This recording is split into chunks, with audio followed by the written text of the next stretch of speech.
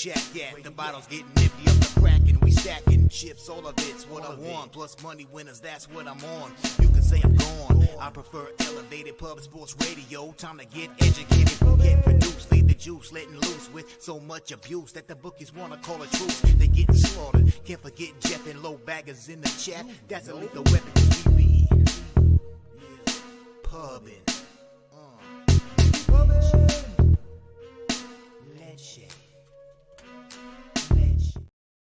Yo, what's up? Welcome to Pub Sports Radio. He's Jimmy the Bag. I'm Pete Loshak. We do this every Tuesday. We've been doing this for years. We always have a lot of fun. We often make money. Not always, but we often do. Jimmy the Bag. You know how I am, Jimmy the Bag, about jinxes. I believe in jinxes, but then I also believe in reverse jinxes. And then I also believe in reverse jinxes. And I also believe in reverse jinxes. So I don't know what the fuck to say here. But what I'm trying to say is right now, I'm doing pretty well in my gambling life, and I'm hoping to keep it going in today's show. I'm doing fine in baseball, not betting that many baseball games, but I'm also hitting soccer, doing well in that. I'm also hitting CFL, doing well in that. I'm also hitting WNBA, doing okay in that. So what I'm trying to say is I'm doing okay. I feel confident about today's show as far as what I have to say. I have nothing about what you have to say. I don't know. What I have to say, I feel confident. I hope I'm not jinxing it. Regardless, as always, we're going to have a good time. I'm feeling good. How you feeling, Jimmy the Bag? A couple late nights in the last little while. We had a fun live stream last night. Shout out to Razor. Jim. I know I said I would come back. I'm sorry. I got caught. You understand, right? I got caught up and I came back. And that was okay, right? Yeah, of course, man. No worries. Okay, I apologize. It was fun, but I meant to come back. I just got so busy. I know. It's all good. But the Razor closed out the night by hitting a pick 5 at Assiniboia for $2,700. $48 bet. Brought in $2,700. Okay, I'm doing well in my betting life right now. I'm not doing that good. Hell yeah. Shout out to Razor Sharp Picks. It was a roller coaster ride putting in your record from last week. Because with that Orioles 0-3, you opened up 0-6. Whoosh. But then you cashed 7 straight. And then lost the last 2 with the Minnesota Seattle Cubs first 5-2 total over. But I was nervous. I was nervous putting in your record, but nice to see you put 7 together. So you went 7-8 yesterday. Last week was my worst week of the year, Pete. The worst week of the year. So I went 3-2 last night, but man, I got to get rolling in the worst ways. I can't just sit back and pray for my Orioles division future and that'd be the only thing that keeps me waking up in the morning. But no, I hear you. Well, listen, I don't know how long it's going to continue, but I'm hitting a bunch more World Cup unders. What can I tell you? I'm probably going to be on Costa Rica, Japan under 3.5, Nigeria, Australia under. I'm going to be on that one. Maybe Vietnam, Portugal. I'm going to keep hitting these unders, Jim. I love it. And we had a lot of my friends roll with us on Haiti. And that was an easy casher. My +2, +550, and the +3 was +320. Oof. It was glorious. It was glorious. And here, look at Billy Friedrich says, shout out to Mr. Gokster for his call on Brian Harmon winning the Open at 150-1. Blindly added that at a 0.1 of a unit and cashed. Okay, once again, I'm doing okay in my betting life right now. I'm not doing that good. I didn't have any 150-1 winners. I had a couple of +120s, but Mr. Gokster picked a 150-1 winner in a golf tournament, Jim? Yeah, he did. Whoa. Yeah. Guy hadn't won in 10 years. Lucky Lib in the house. Ron Walsack says cops came by late last night. Neighbor called, heard yelling and threats of shots. It was only Razor on the Bag Show. And then spreadsheet play today is in Arizona -1 at +107. And we have some very, very exciting news. The proprietor of the gift play of the day will be delivering the gift play of the day live here on the show, making his Loshak and the Bag debut. But let me lock in this Cardinals Diamondbacks spot for our guy Ron Crawford. Let's get this here. Where is here we go. Cardinals -1 Steven Matz and Zach Gallen. Very interesting spot. A ton of interesting spots on the show today. Yelich over 1.5 bases at plus 114 for Justin McElvey. Let's get this. There's our guy, Dan Kelly. Oh, shout out. Dan Kelly, I'm going to text you today. Sorry, I didn't mean to cut you off again. Jimmy the Bag. Dan Kelly, I'm going to text you today. Maybe last minute Skaneateles Lake trip. We'll see. Dan Kelly, expect a text from me today. Shout out to you, Dan Kelly. What a great guy Dan Kelly is. And there he is. Razor Sharp Pick says, let's have a day. Next Monday is the Manitoba Derby at Assiniboia. I was thinking about, because last night the Astros were available live at plus 925. But it was still kind of transfixed in the horse racing. Next Monday, I'm only going to cap Assiniboia. I'm not going to do Fort Erie or Louisiana Downs or Mountaineer. So then I can focus solely on baseball until Assiniboia comes on, and then we can do both, because I should have been on the Astros live at plus 925. That should have been at least for $50, But there he is. Razor Sharp Picks, $2,700 casher on the pick live at Assiniboia. The ticket cost him $48. Unfucking believe. I turned $6 into $13.20 yesterday. I felt like I was fucking on top of the world, Jimmy the Bag. Holy shit. Razor Sharp Picks. Morgan Spooner in the house. Serious Business. Kong's Clips. Kadesh Dean, our guy Katie. And there's TJ, who will be live on our show delivering the gift play of the day. Fly White Mike ready to go. Kadesh says WNBA is where it's at for me today. We do have Parlay Teece making his second appearance on the season. He will be joining us. He has picked 3 games that he is moving on in the WNBA: Mercury Dream, Sun Wings, and Indiana Fever Los Angeles Sparks. Those are the 3 games that he's going to be rocking with us. Gifted Cartel, Tone Miggins. Tone Miggins was on the Pittsburgh Pirates last night. Peter Loshak on the Pittsburgh Pirates. And a lot of people were on the Padres, but not our guy Tone Miggins, who got that cash very easily, very comfortably, in a very relaxed fashion. Shout out to Tone Miggins. Equinimus, Von Polo. Kong's Clips, you got it. That's not. Come on. Come on. We can't be saying these things in the chat. If that better be real, please, God, don't be messing with us. What happened? What happened? Oh my God, that's so scary. What happened? Wow. I knew he wasn't messing with us, but that's so scary. Bronny James, cardiac arrest. Jesus. That's just, life is, my God. Yeah. Wow. Cardiac arrest at USC practice, stable condition. Thank you, Kong's Clips. That is horrible, horrible news. Wow. Life is precious. Absolutely, Jimmy the Bag. That is scary, scary stuff. Scary stuff. Von Polo says, if they keep giving me dog prices on the Baltimore Orioles, then I will keep taking it every time. That makes sense, Von Polo. And Razor says we turned 228.60 into 4,396 in the exactor and the try and the pick 5. Jesus. Unbelievable. Gifted Cartel made a 10-team parlay for 4,800, but the Mariners killed it. It was a good ticket. Wow, because that home run we watched part of our live show with 2 out and 2 strikes in the 9th to give you guys the lead. Damn. Hate hearing that. There's Chocolate Waterfalls in the house. DC Capper says the winning roll continues, 13-6 since Friday. Chocolate Waterfall had the O's last night at plus 110. There's Rocco Rogers in the house, and Tone Miggins. Look at the cash he got. The Cruz home run. That Cruz home run saved my night. It was a big deal. I love that you cashed with it. All right. BJ says Jaylen Brown is rich. My goodness. Stephen Cook is looking for WNBA picks. Be patient or come back later, because that's what we'll be closing the show on, Stephen Cook. But you can get some from the chat while we're here. Corey Allen in the house. Corey, no need to apologize. No need to apologize. This is just part of the game, right?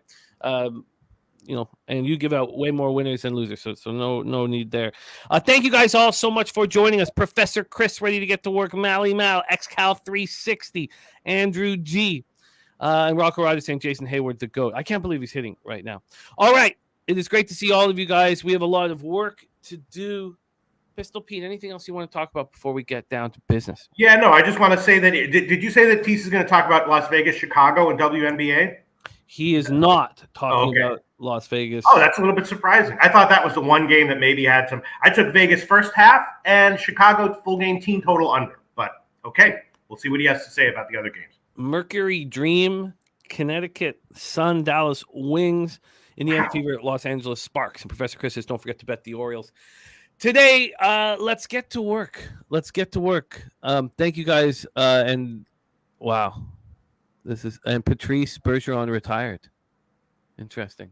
That's sad news for hockey. Oh, and there's Bergeron officially retires. Wow. Okay, let's get to work, Pete.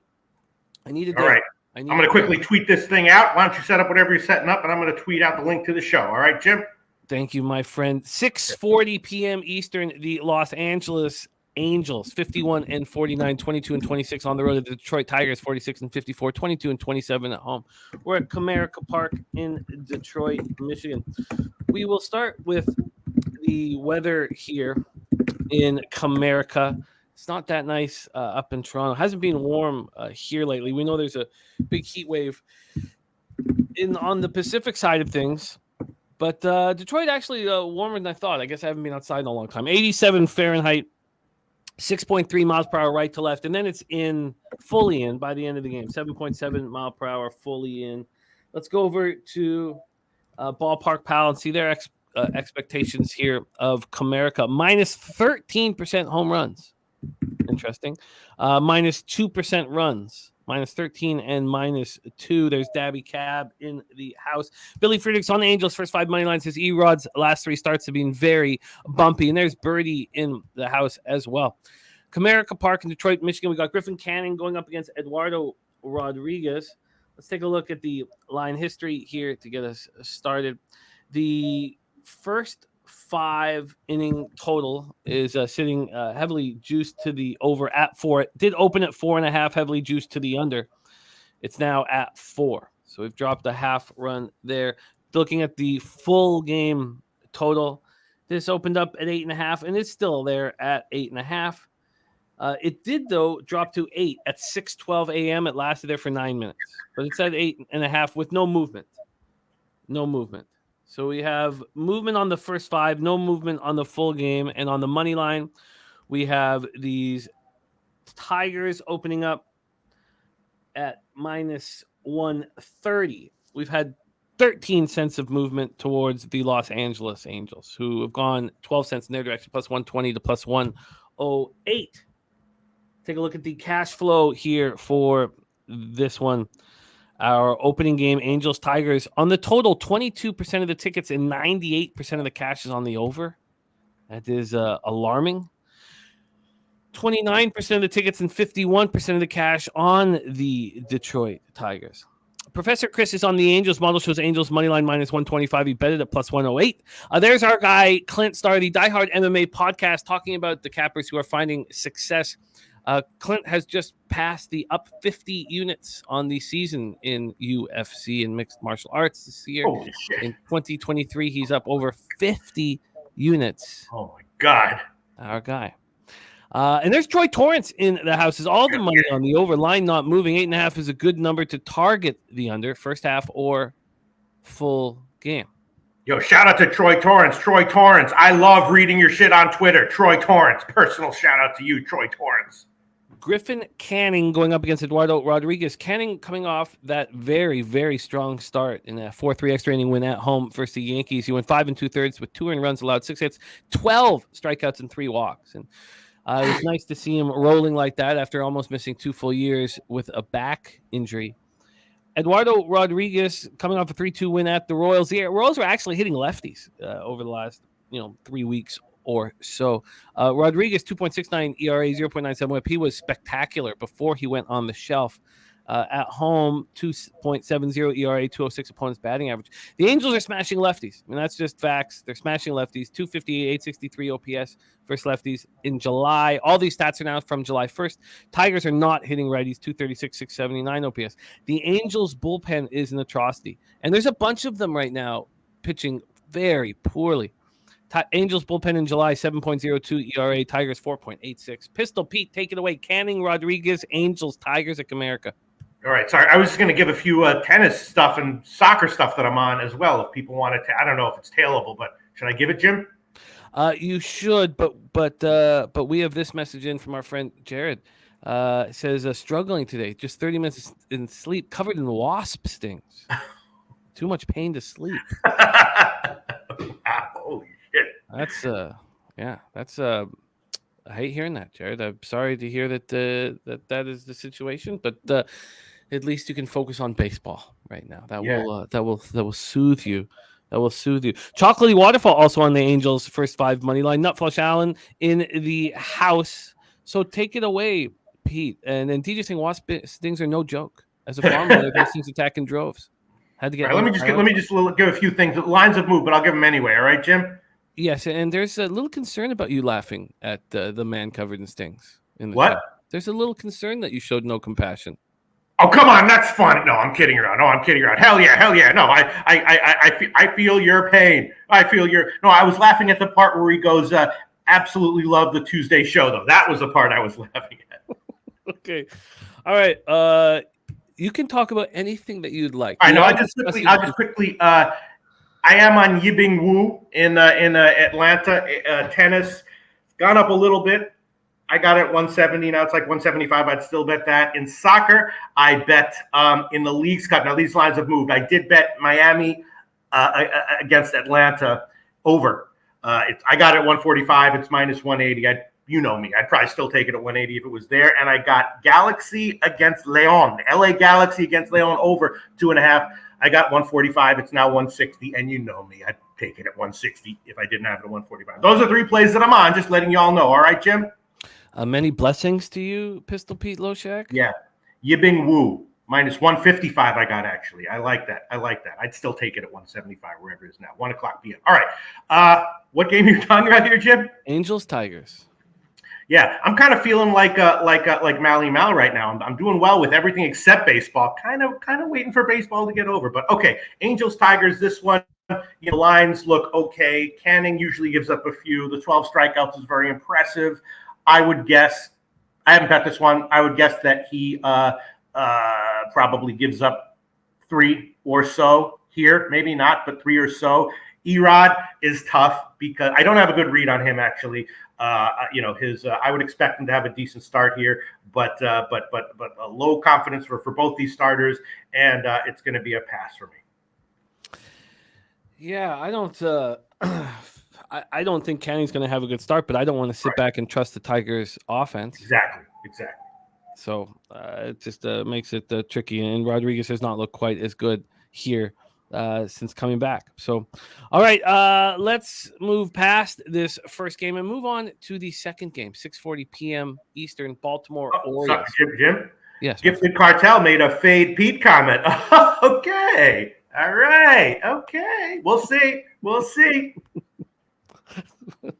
The Philadelphia Phillies, 53-47, 26-20 at home.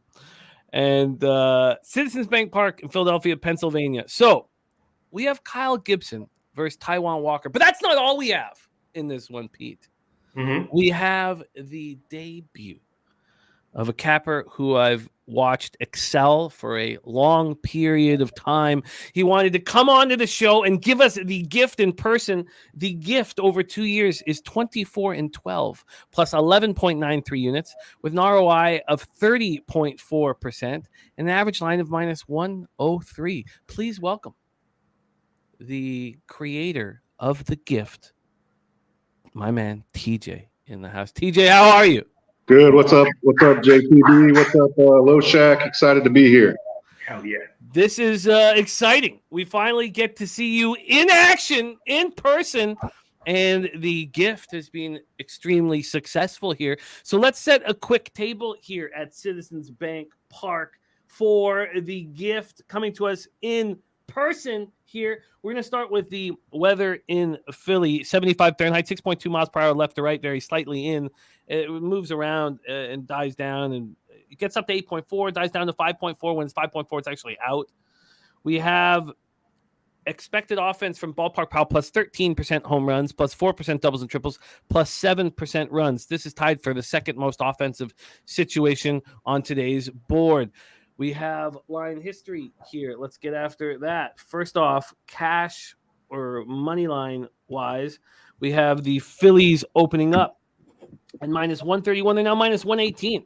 So we've had a legitimate move towards the Baltimore Orioles, 12 cents in that direction to the Baltimore Orioles. Let's go over to the total in this one. So we have a 12-cent move to the Orioles, and this total opened up at 9.5, and it dropped to 9 within about 4 hours. It stayed there until 1 this morning when it got back to 9.5. So right now we are sitting here with 7 cents of movement to the over and 12 cents of movement to the Orioles. The Phillies have 37% of the tickets, but 85% of the cash. Interesting that the market is not moving towards them, at least at Pinnacle. And totals-wise, 71% of the tickets and 94% of cash are on the over. Yet this dropped to 9 at one point. Very strange. Gibson coming off an impressive start, a quality start when the team needed it in a 4-3 extra inning win at the Rays. He went 6 innings, allowed 3 earned runs, and he's been better on the road than he's been at home this year. On the road, 72 and a third, 5 and 3, 4.23 ERA, 245 points batting average. Taijuan Walker has been very good at home. Now, he wasn't very good in his last start. He went up against Corbin Burns, and he allowed 4 earned runs over 6 innings. We lost the first 3, but we did catch the first 5 under in that one. And he's been great at home. 2.76 ERA, 178 opponents batting average. He's allowed just 5 jacks in over 49 innings. Orioles are hitting just 236, 700 versus righties.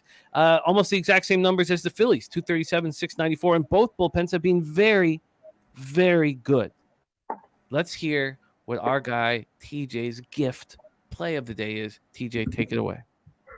All right. Well, I like where I'm at when I hear that cash, because I am on a 15% cash side with the money moving towards them. I'm taking Baltimore here. Locked it in a few hours ago at a little bit better number, but I still like it. I think they should be, if not favored, at least a minus 110 here.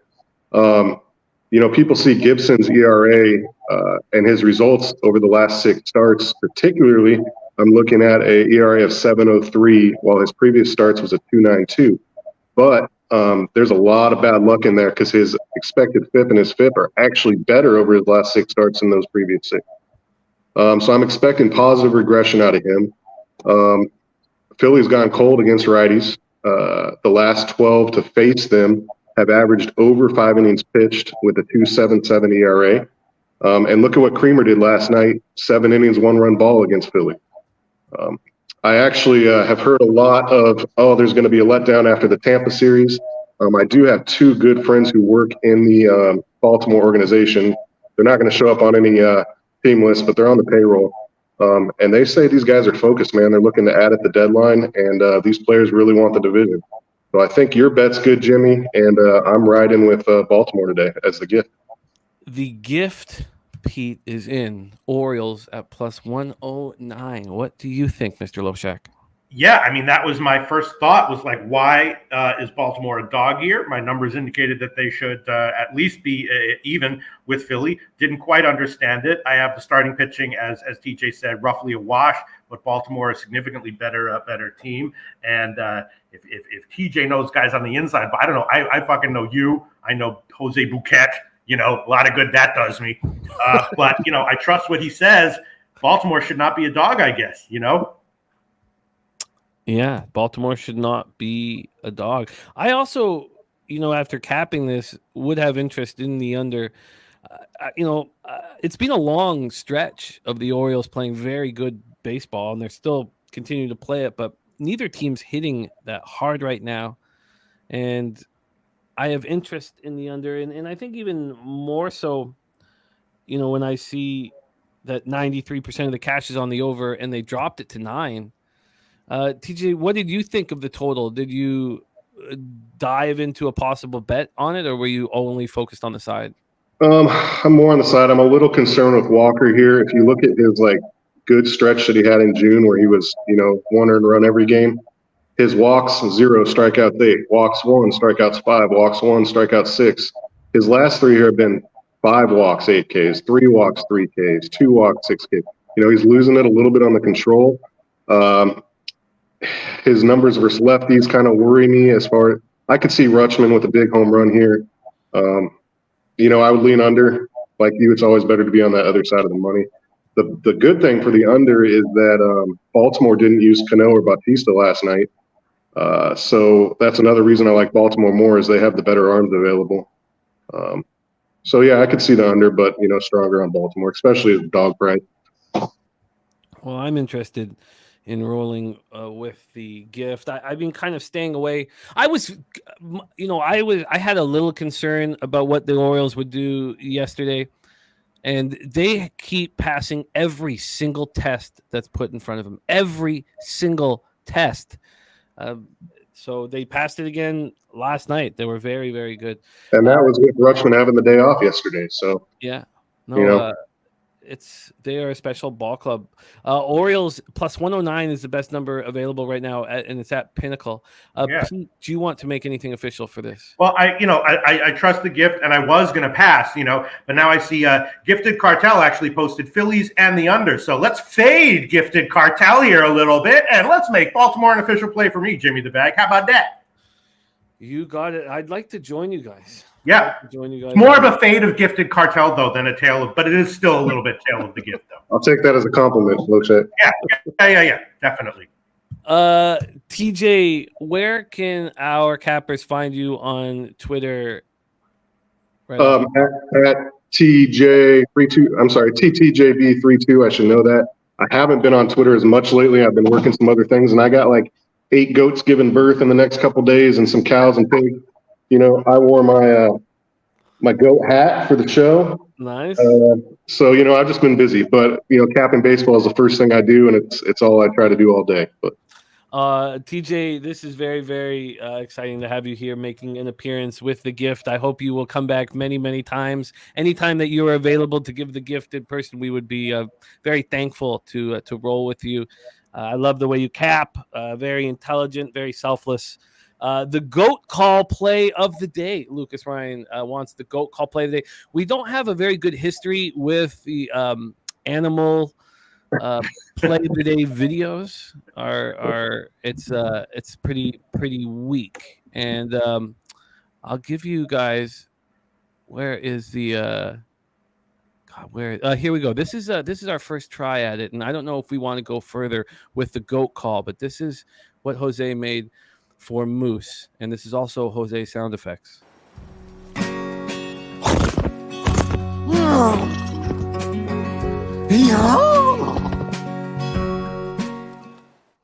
That's fucking damn good, and you know it. That is exactly like a moose, and you fucking know it.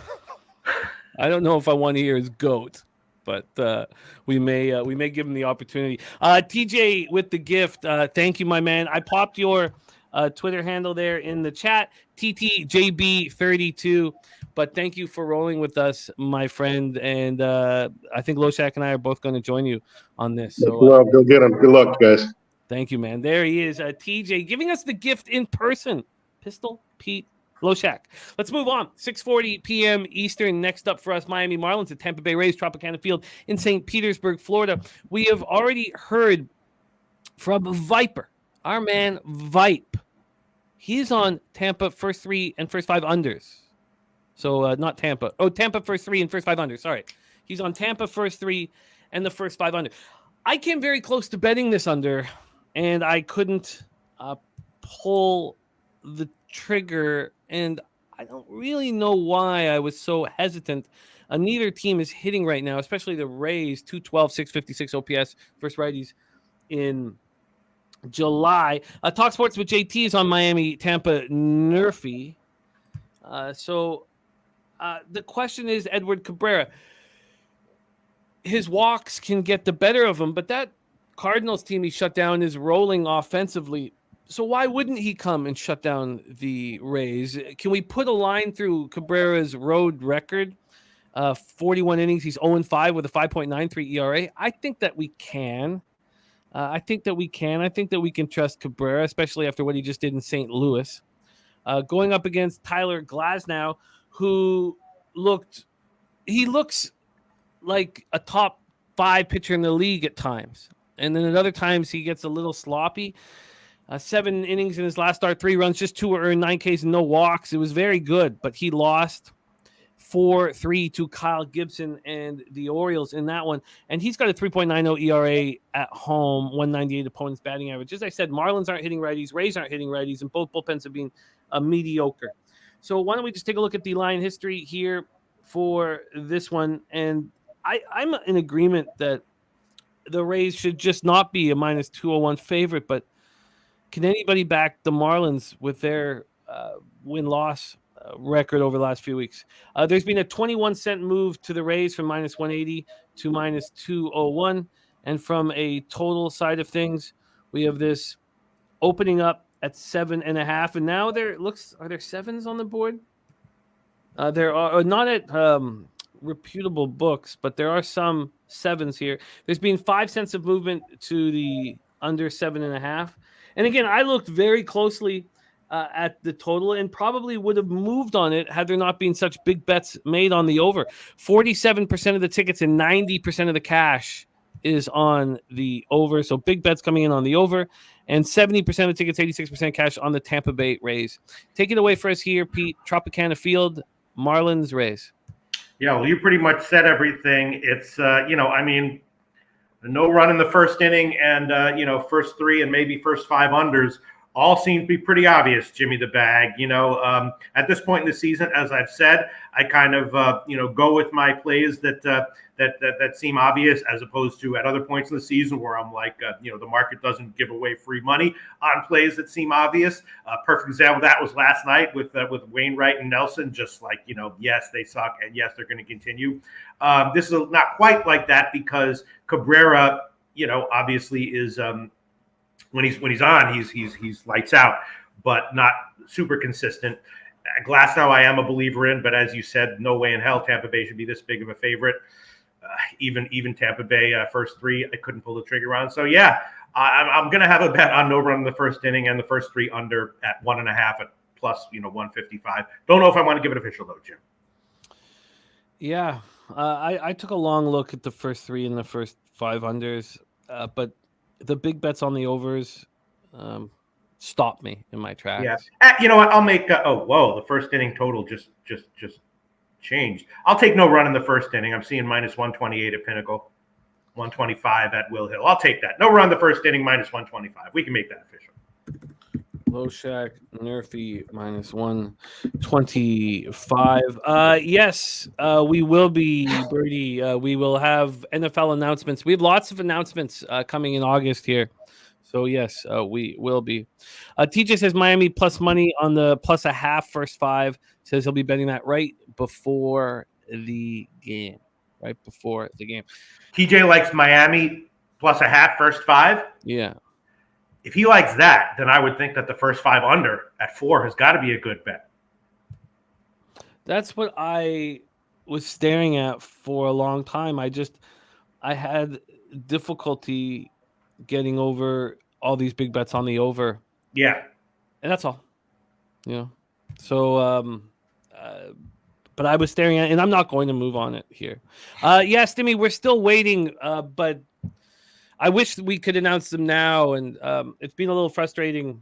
So I hope we can announce them by the end of the week. That's my plan. So I'm very, very hopeful that happens.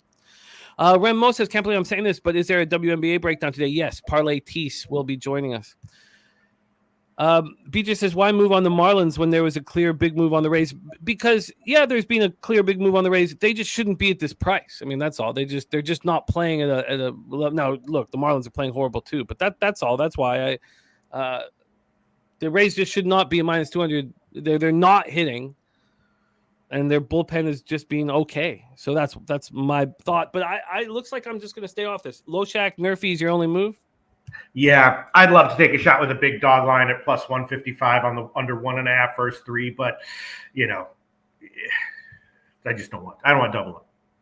Let's move on. 7:05 p.m. Eastern next. Colorado Rockies 40-60, 17-34 on the road. Washington Nationals 41-59, 18-33 at home. Professor Chris has the Rays with the true price for him would be -189. Nationals Park, Washington, D.C. I have a sickness for the worst pitchers in Major League Baseball, and I wanted to back Patrick Corbin last night.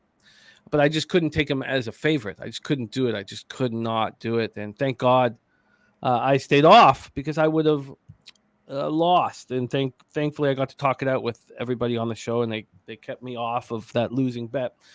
Here we have Austin Gomber going up against Trevor Williams, and Austin Gomber is pitching quite well. His last start, he did allow 4 runs in 6 innings in thin air in Colorado, but that's not a bad performance against the Houston Astros. On the road, he has a 4.65 ERA, points hitting 258 against them.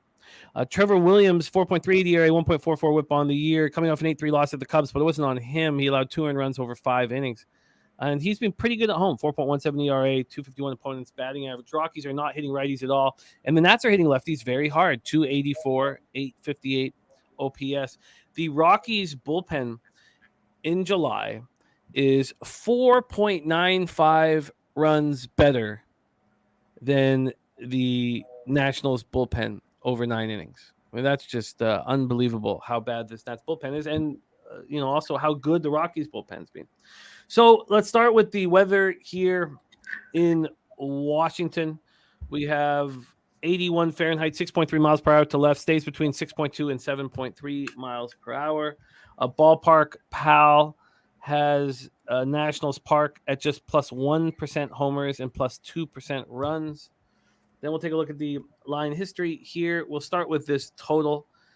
This total opened up at 9.5 at most books. Let's see if Pinnacle did that as well. Yes, Pinnacle opened it up at 9.5, and it only lasted there for just about 4 hours. Dropped to 9, back to 9.5, down to 9 again right now. So we have a move to the under, and let's take a look at the money line here for this Gomber Williams spot. We have Williams at -130 right now at Pinnacle. Open up -143. So we have 12 cents of movement to the Rockies. So we have a move to the Rockies and a move to the under. We take a look at the cash flow for this one. We have 68% of the tickets, 45% of the cash on the Nats. So bigger bets are coming in on the Rockies. And from a total side of things, 89% of tickets, 99%. Now, we're only talking about 2,827 tickets, but 99% of the cash on the over, and yet we have a move towards the under. This is a fishy spot, Pete. Take it away, Rockies, Nats. Yeah, I'm laughing at Joe Yurkovich's comment, announcements about announcements. Hell yeah. I want to take the Nats here. Don't know if I can pull the trigger on them as a favorite. I like them. I'll probably have a small bet on them. Don't know if I want to make it official. Gomber is not terrible. Gomber and Williams again with my numbers. I don't put too fine a point on starting pitching numbers in general, especially in the mid range. Roughly a wash. Like the spot for Washington, definitely leaning Washington. Cogerino says, what if I told you last month Nats have a higher OPS and weighted runs created than the Rangers and Braves versus lefties? Look, I'm just looking at these numbers too, and I would believe you. 284, 858 OPS since July 1st. Ray says 2 not so good starting pitchers and bullpens, easy over 9. Ray, that's what the public is thinking. And I kind of like the under, actually. Sorry, go ahead. 99% of the cash is on the over. 99% of the cash, and yet they dropped it to 9 to get more money on the over. I can understand the public liking the over here, but I would be very concerned if I was on the over here. Very concerned with all that money and the dropping down to 9. All right, Jim, you can make the Nats official for me. Minus 128 at Pinnacle. I'll make that an official play here. Nats minus 128 here. All right. Let's move on. Loshak is on the Nats at minus 128 here. And, that'll just keep me off of everything here. Let's move on. Londo cashed his Cardinals money line last night, says he was the only one on them. was trying to talk myself into them for hours, but I never pulled the trigger. And Razor Sharp Picks giving us his full card at Parks. What a guy he is. His full card at Parks here. Let's copy and paste Razor's action coming off a hugely successful night. And hopefully he can join us next Monday night as well, because it was really fun watching him rock here. But I'm going to copy and paste. Thank you, Razor, for sharing his full card at Parks today. Rocco says Gomber has not been bad recently, but the Nats numbers against lefties are astonishing, and Lane Thomas and Heimer Candelario should specifically get to him. Yeah, no, I agree. It's enough to keep me off here. Enough to keep me off. Okay. Shout out to Cojinero 480 and everyone talking about the Nats versus lefties. Yeah, no, it's great stuff. It's a great group. Great group. Let's keep rolling. We move on. 7:05 p.m. Eastern. New York Mets 46-53, 23-31 on the road. New York Yankees 53-47, 31-23 at home. I enjoy very much watching these two teams struggle, even though we know it's good for baseball if they succeed. It's just fun. When was the last time the Red Sox and the Yankees were at the bottom of the AL East? It's extremely enjoyable. Justin Verlander going up against Domingo Germán here at Yankee Stadium. Let's start with the weather here in the Bronx. Pull this up. Sorry. Here we go. The 78 Fahrenheit, 7.5 miles per hour, right to left, very slightly out, 7.5 to 5.9 miles per hour. Slow Jam says Verlander got his juice last night from the wife. Says he deals tonight. All right. Verlander versus Domingo Germán. Let's see what Ballpark Pal thinks of Yankee Stadium. Plus 20% in homers, minus 8% in doubles and triples, plus 4% runs. So looks like a jack-heavy situation. Let's take a look at the line history. Then here we will start with the money line in the battle, the Subway Series. We have two underachieving New York teams. These Mets opened up minus 125. They're now minus 115. They got down to minus 108.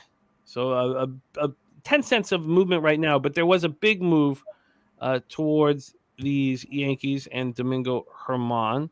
Let's take a look at the total for this one. Yankees, Mets. We have 8 on the board now from that 8.5 opener. Pinnacle opened it at 9. So it opened up at 9, dropped to 8.5, 8.5, 9, 8.5, 9. Now it's all the way down to 8. So we have a huge move towards the under. Let's take a look at the cash flow here for this one. I'm surprised there's that much money moving on the under. 81% of the tickets and 90% of the cash is on the over, Pete. That is absolutely wild. I was leaning that way. Sorry? I was leaning that way and surprised to see the move down. That's a big move down. That's not a half run. Right. Ooh-wee. 76% of tickets, 80% of cash on the Yankees. Wow. I'm Verlander 3.47 ERA, 1.16 WHIP. TJ says Herman is trash. Both offenses are trash. Both bullpens are trash. Mm-hmm. Says it's a beautiful. So maybe this is telling us that some of whatever Herman uses to get an illegal edge is going to be allowed tonight, and someone on the inside knows it. 5 earned runs in his last start at the Angels over 6 innings, 4.09 ERA on the season. He's either excellent or horrible. Mets versus righties since July 1st, 241.801 OPS. It's the Yankees who aren't hitting 232.695, and both bullpens, Mets bullpens being average, maybe a little better than average, 3.81 ERA, but the Yankees bullpen's been bad in July, 4.84 ERA. Take it away, Pete. Is there a move to make? Well, on the opening line, similar to the Baltimore game, I thought that it should have been closer to Pick'em, and I like the Yankees at like plus 115. And the total is 8.5, and I tend to lean unders at Yankee Stadium by default, but this one my numbers indicated over. My numbers specifically indicated a bad start from Verlander.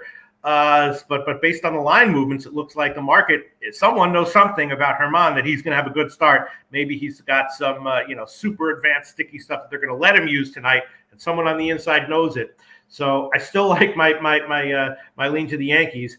I'm not sure what to think about my lean to the over. That move to the under is concerning to me. It sure is. Now, I mean, not all books have moved to the 8, just the sharpest ones. Yeah. Nate Dogg 420 leaning over. I was leaning over as well. And Stimmy's on the Mets big. Why? Wow. Very, very interesting. I love knowing what Stimmy's big bets are. Wow. This is sort of perplexing. Can her man slow down this Mets offense? Is the question. I was gonna take the Yankees team total over, but now maybe not. Yeah, and Lucky Lefty with a money line, a parlay. Lucky Lefty Cards, Angels, Orioles. Lucky Lefty or Joe Uribe says Verlander can move the needle on a public under. Yes, definitely. My numbers indicate not a good start for Verlander. He has definitely been his velocity's down recently. He's getting hit. His stuff is down. He's still getting good results at home against less impressive lineups. But in general, I have him as 25% Wainwright style right now. Wow. You know what I mean? Not nearly as bad as Wainwright, but in that general capping area. 80% of the tickets, 83% of the cash on the over, and yet it's dropping. Wow. Okay. I can't do that. I can't. The market is indicating that they're going to have a good, legit starts here. And the Yankees will continue to not be able to hit, which will balance out whatever issues Verlander's having. But I can't. I just don't know if I can trust Domingo Germán. He feels somewhat like Joe Ryan right now, where I just, is he going to be spectacular or is he going to allow 6 earned runs? I think that he's going to be at home. Whatever he's using, whoever's sneaking him whatever he needs might get overlooked. I'll make the Yankees first 5 an official play, Jim.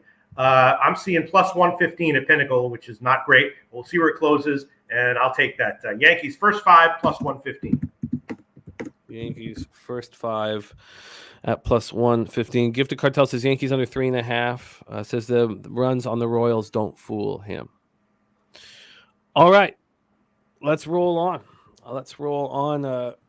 Quiet card for me thus far. 7:10 p.m. Eastern. Next up, Atlanta Braves 64-34, 32-15 on the road at the Boston Red Sox 53-47, 28-23 at home. We're at Fenway Park in Boston, Massachusetts, which means we must call in a reliever from the pen. That man knows this team very, very well. And they're sitting 6 games over 500 after 100 games, which is pretty good. Their best players are playing very well. And Rookie of the Year candidate, really, really dominating out there. Let's bring up your host of Say Hey Plays of the day. Please welcome Jose Bouquet. Jose, how are you? I'm doing well. Excited about this game.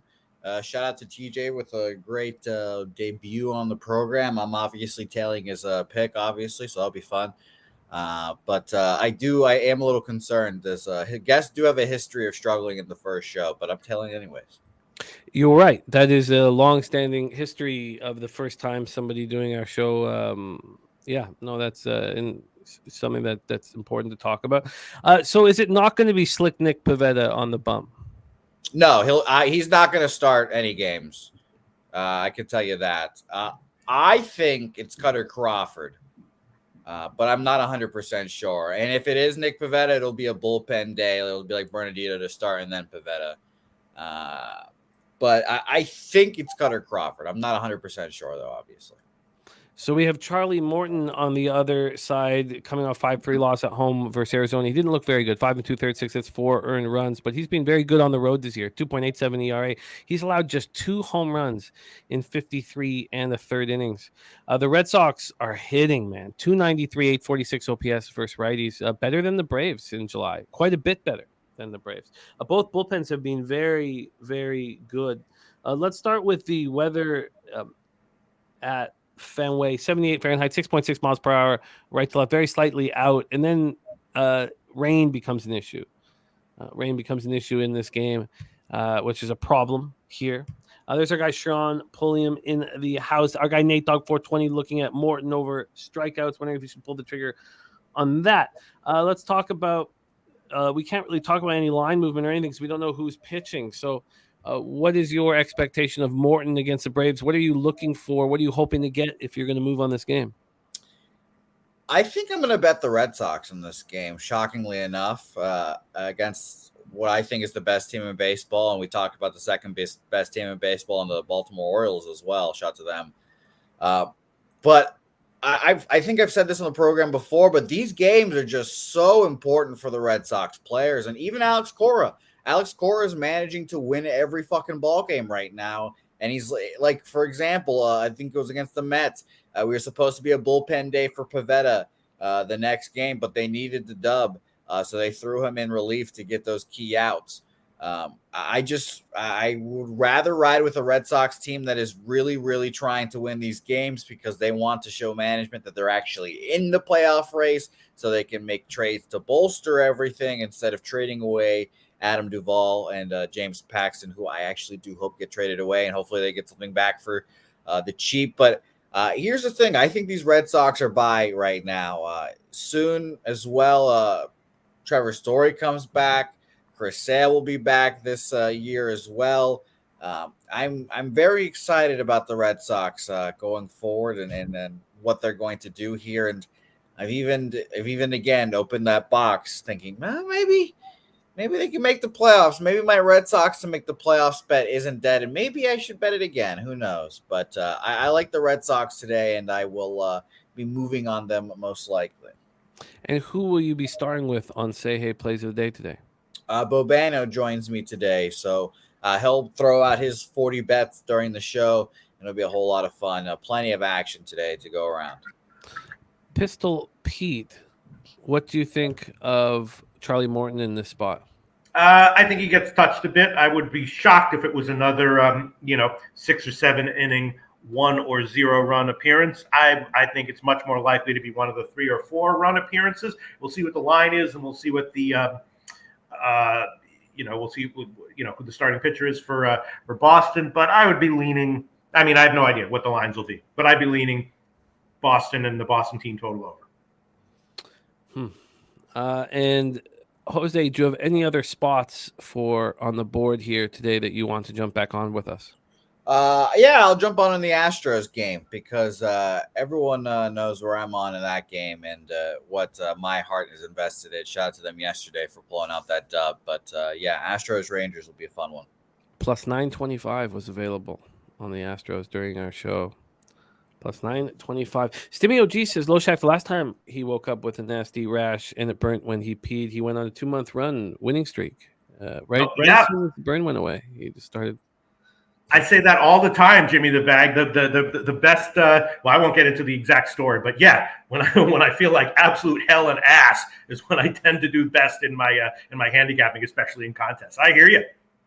There's certain things that are universal, like big, highly touted starting pitchers. They come up to the show, their first start is everyone's excited. The first start is a dud. You know what I mean? People who've been killing it with their picks come on the show here for the first time. First show appearance is a loser. It happens all the time, all over the place in life, Jim. You know what I'm saying? I do know what you're saying. I would like action myself here, Pete, and I have not found it yet. So let's roll on. But yes, TJ, was 9-6, and it was plus 925, and they came back immediately. It was just all right. Let's go. Kansas City Royals at the Cleveland Guardians. I have started to let go of my division spot on the Guardians. I imagine that it's probably right around where I got it now, plus 380, plus 300 right now. The Twins are minus 500 to win the division. The Rays are still the favorites to win the AL East. Orioles just getting no respect whatsoever. Let's go back to this Royals-Guardians spot. Royals 14-37 on the road. Guardians 26-24 at home. Progressive Field in Cleveland, Ohio. Let's take a look at the weather here in the land. We have sorry, I'm missing the Cleveland spot. Here we go. 81 Fahrenheit, 6 miles per hour in. Then it's 4.2 miles per hour right to left. Let's see what Ballpark Pal thinks of the spot then for the Guardians and the Royals. Plus 11% home runs, plus 10% doubles and triples, plus 6% runs. So an offensive spot here at Guaranteed Rate Field. We have Zach Greinke versus Aaron Savali. And look, Greinke's splits are horrendous, absolutely atrocious. He is very good at home, and he's very bad on the road. Pinnacle has moved this to 9. They've moved the total to 9. They're the low 9 on the board. They've been going up to 9 intermittently, throughout last night and the early mornings. They're at 9 right now, but it is minus 119 to the under, plus 106 to the over. So there has been a move to that over. Let's take a look at the money line here for this spot, Greinke versus Savali. And we have these Guardians sitting at minus 197 at Pinnacle. They open at minus 191, so 6 cents of action or movement, I should say, towards Cleveland. And cash-wise here in this one, you have for the total 44% of tickets on the over and 89% of the cash. Wow. And then you have 81% of the tickets, 86% of cash on the Cleveland Guardians. Billy Friedrich says Greinke's last start versus Cleveland was at home and he only gave up 2 runs in 6 innings, but he gave up 11 hits. Joe Yerford says this is priced like the Rays versus the Marlins. TJ says can't bet on KC and can't take Cleveland at this price. Tough. And Benjamin Mills will be at this game tonight. Nice, Benjamin Mills. What a beautiful night for baseball. That's going to be a lot of fun, man. Zach Greinke, 1-10, 5.40 ERA, 1.30 WHIP. He has struggled. His last start was at home. He had come back from the IL recently. He went 4 innings. He allowed 2 earned runs, 1 strikeout, 2 walks. On the road, though, a 7.42 ERA, 0-6. He's allowed 12 homers in 43 2/3, and the opponents are hitting 285 against him. Savali, coming off a 7-5 loss at the Pirates, he got the job done for us early. He went 5 1/3, and he only allowed 2 earned runs. The Pirates came back on that Guardians bullpen that was once very good. At home, he's struggled a little more than he does on the road, 3.48 ERA, but he's only allowed 2 home runs at home over 31 innings with a 224 points batting average. Royals are not hitting, and the Guardians are. Guardians are hitting 279, 753 versus righties, and both bullpens have been atrocious. I wonder if this is an over, or is it better for this to be a live over, because Greinke and Savali might be okay for a few innings. What do you think here, Pete? Take it away. We can just write down my 2 no-brainer plays here, Jim. I'm sure you know what they are. Cleveland, first half, minus 168, current line at Pinnacle. And Cleveland, first half, team total over 2.5, minus 114, current line at Pinnacle. Sure.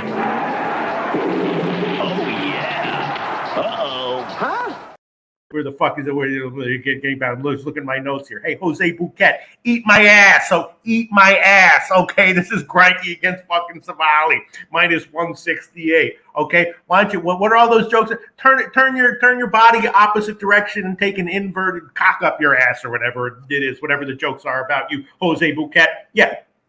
Minus 168, I'm taking it. Sure, I could be like, I'll take minus a half at run at minus 115 or whatever other people might do, which is fine. I'm just going to take the money line.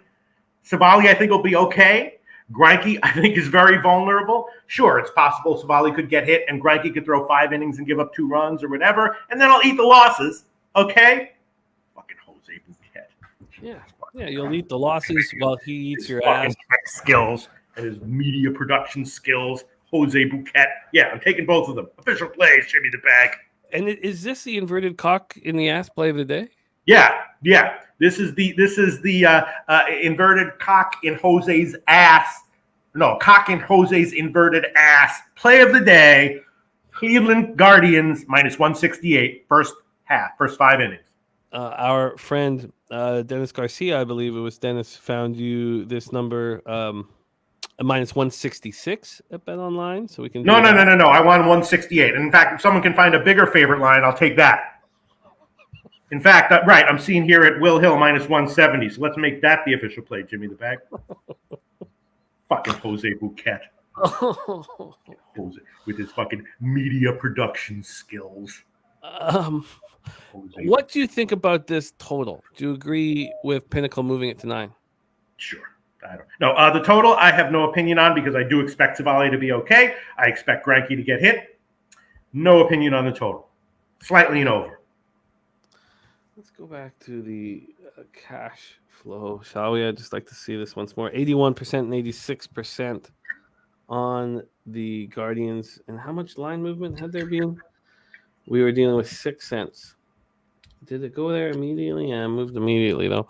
All right, and All right, yeah. I'll take 166. I'll take 166. Thank you very much. Fuck it. You know, I'm not gonna. Sometimes you got to do the right thing and fuck your pride or whatever point you're trying to make. Okay. Well, I also think that the Guardians should be able to take care of business. I also do, and then I have interest in the over as well, but it might be a better live bet because, you know, if Savali is good and Greinke can be decent, and then we have to attack these bullpens. A minus 165 at bookmaker. Minus Okay. 165. Okay. So All right. Thank you very much. I'll take that. Okay.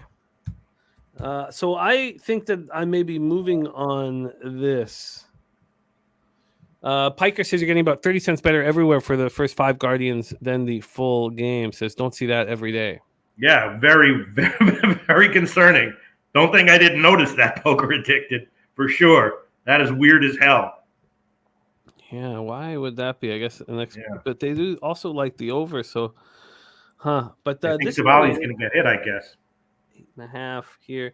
So I'm not getting a different. I'm getting my if I wanted the Guardians first 5, it would be minus 200, Pete, at Bet 365. Interesting. So you're getting 35 cents better at bookmaker. I mean, weird, wacky, wild game. I'm surprised Pete's not taking that minus 200. I mean, shit. Yeah. Very shocking. Very shocking, Jose. You don't know me as well as you think you do, maybe. I guess not. I guess not. All right. I've got to figure out why exactly that is, but I'll do that on my own time. Why would you be getting 35 cents better at some books? TJ just bet KC team total over 1.5 on the first 5. No shit. Wow. Joe Yurkovich has taken Nationals first 5 team total over 2.5. TJ projects them for 2.6. I think that that we can cash this over, but I just need to spend a little bit more time with it. So, and I'm not gonna put you guys to sleep. So, but I'm interested in your look, Pete, and I don't mind making it a minus a half spot. I do not trust Greinke on the road at all, and I'm also interested in the over. So, all right, let's move on. 7:40 p.m. Eastern, and here we go.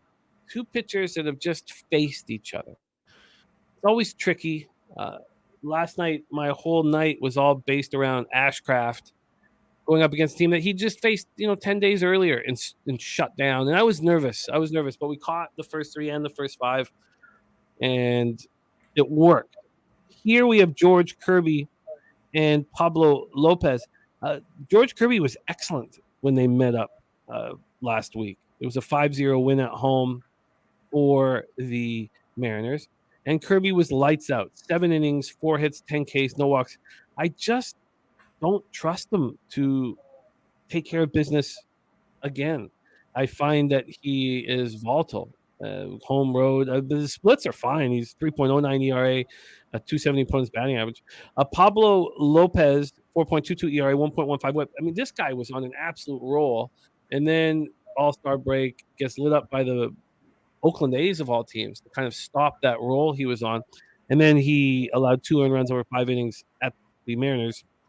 So he's got a 4.98 ERA at home. He just hasn't been able to quite figure things out at home. Mariners versus righties, 242, 763 OPS. Twins are smashing righties. I mean, Kirilov was AL Player of the Week. Right when I needed them to continue to struggle with the sticks, they have not been doing that. Kepler looks like he's handling whatever migraine issues he's been having. And the Mariners bullpen and Twins bullpen have both been good. So that's the situation here in Minnesota. Let's take a look at the weather. First off, 93 Fahrenheit, hot, 11.8 miles per hour right to left. Dies down to 9.8 miles per hour. Ballpark Hal has the stadium target field minus 15% home runs, minus 5% runs. Interesting.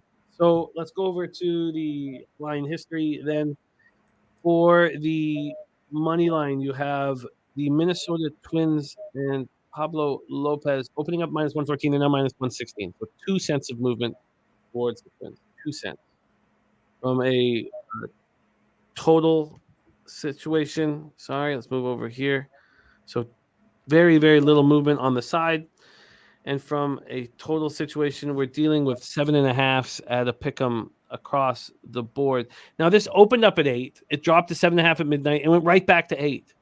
And then back to 7.5 at about 9 this morning. So we have a move to the under and really no move on the side. And when we take a look at the cash flow, you have 75% of the tickets and 92% of the cash on the Minnesota Twins. That's a lot of money on the Twins for the line not to be moving towards them. And then you have 65% of the tickets, 91% of the cash on the under, and it's moved from 8 to 7.5. Take it away for us here, Pistol Pete Loshak, Lopez, Kirby in a rematch from 5 days ago in the Mariners Twins at Target Field. Yeah, I was kind of thinking that Seattle early might be worth a shot. I understand why you don't trust Kirby here. But I think Lopez might be a little bit more iffy in this spot early. So yeah, I would be leaning Seattle early, but I don't know if I'm going to pull the trigger on it. I probably won't. And the total is tough too. Go ahead.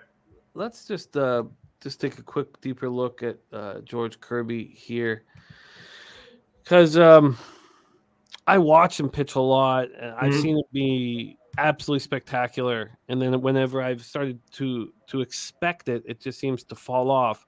Look at that start after the All-Star break at home versus the Tigers. 6 earned runs over 5 innings. Then he gets that consecutive home start, and he's absolutely lights out against the Twins.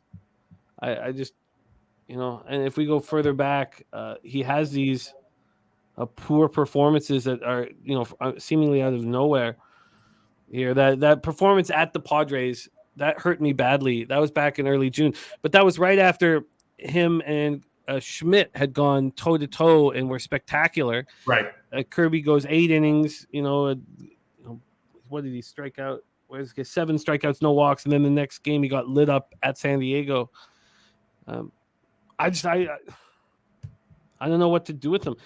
In fact, I guess I can't. And then they just faced each other, and they were so good.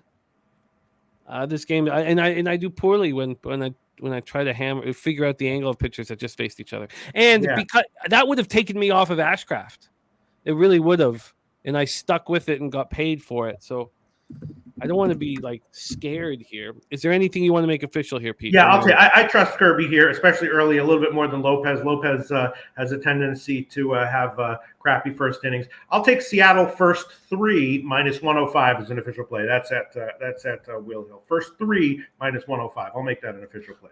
There's our guy Foxy in the house. Nice to see you, Foxy, and fuel your fire. Antoine Seymour, look at that. Oh, hell yeah. Shout out Antoine Seymour. Wow, that's been too long. Nice to see Antoine Seymour in the house, man. OG low bagger, respect. I love it. Great to see you guys. Okay. Gagnon talking about Snell or Lopez for DraftKings. I really am excited about talking about that Snell spot. But let's move on. 8:10 p.m. Eastern. Michael Kopech going up against Kyle Hendricks. Cubbies, White Sox, guaranteed rate field in Chicago, Illinois. Let's start with the weather here at guaranteed rate field, and the ballpark pal expectation of offense. 84 Fahrenheit, 7.8 miles per hour in, between 7.8 and 6.3 miles per hour.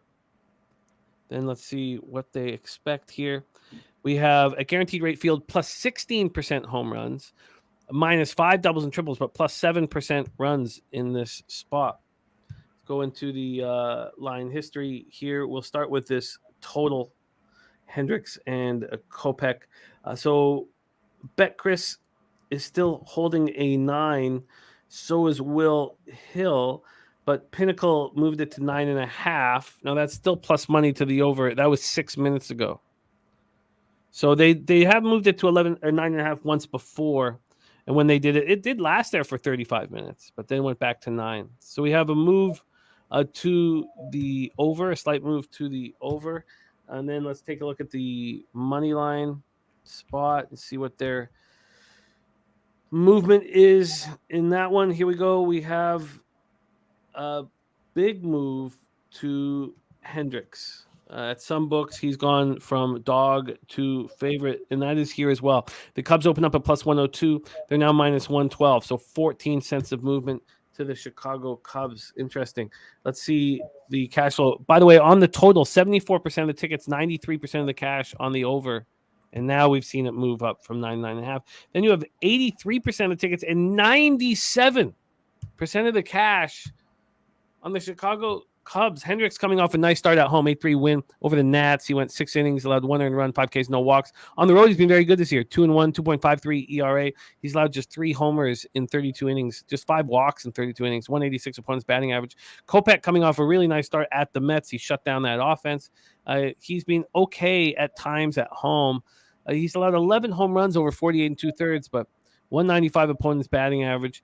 The Cubs are hitting right now, 263, 753 OPS. The White Sox are not, 238, 649 OPS, and both bullpens have been bad. Billy Friedrich says Tim Anderson and Luis Robert over total bases at plus money are worth a look.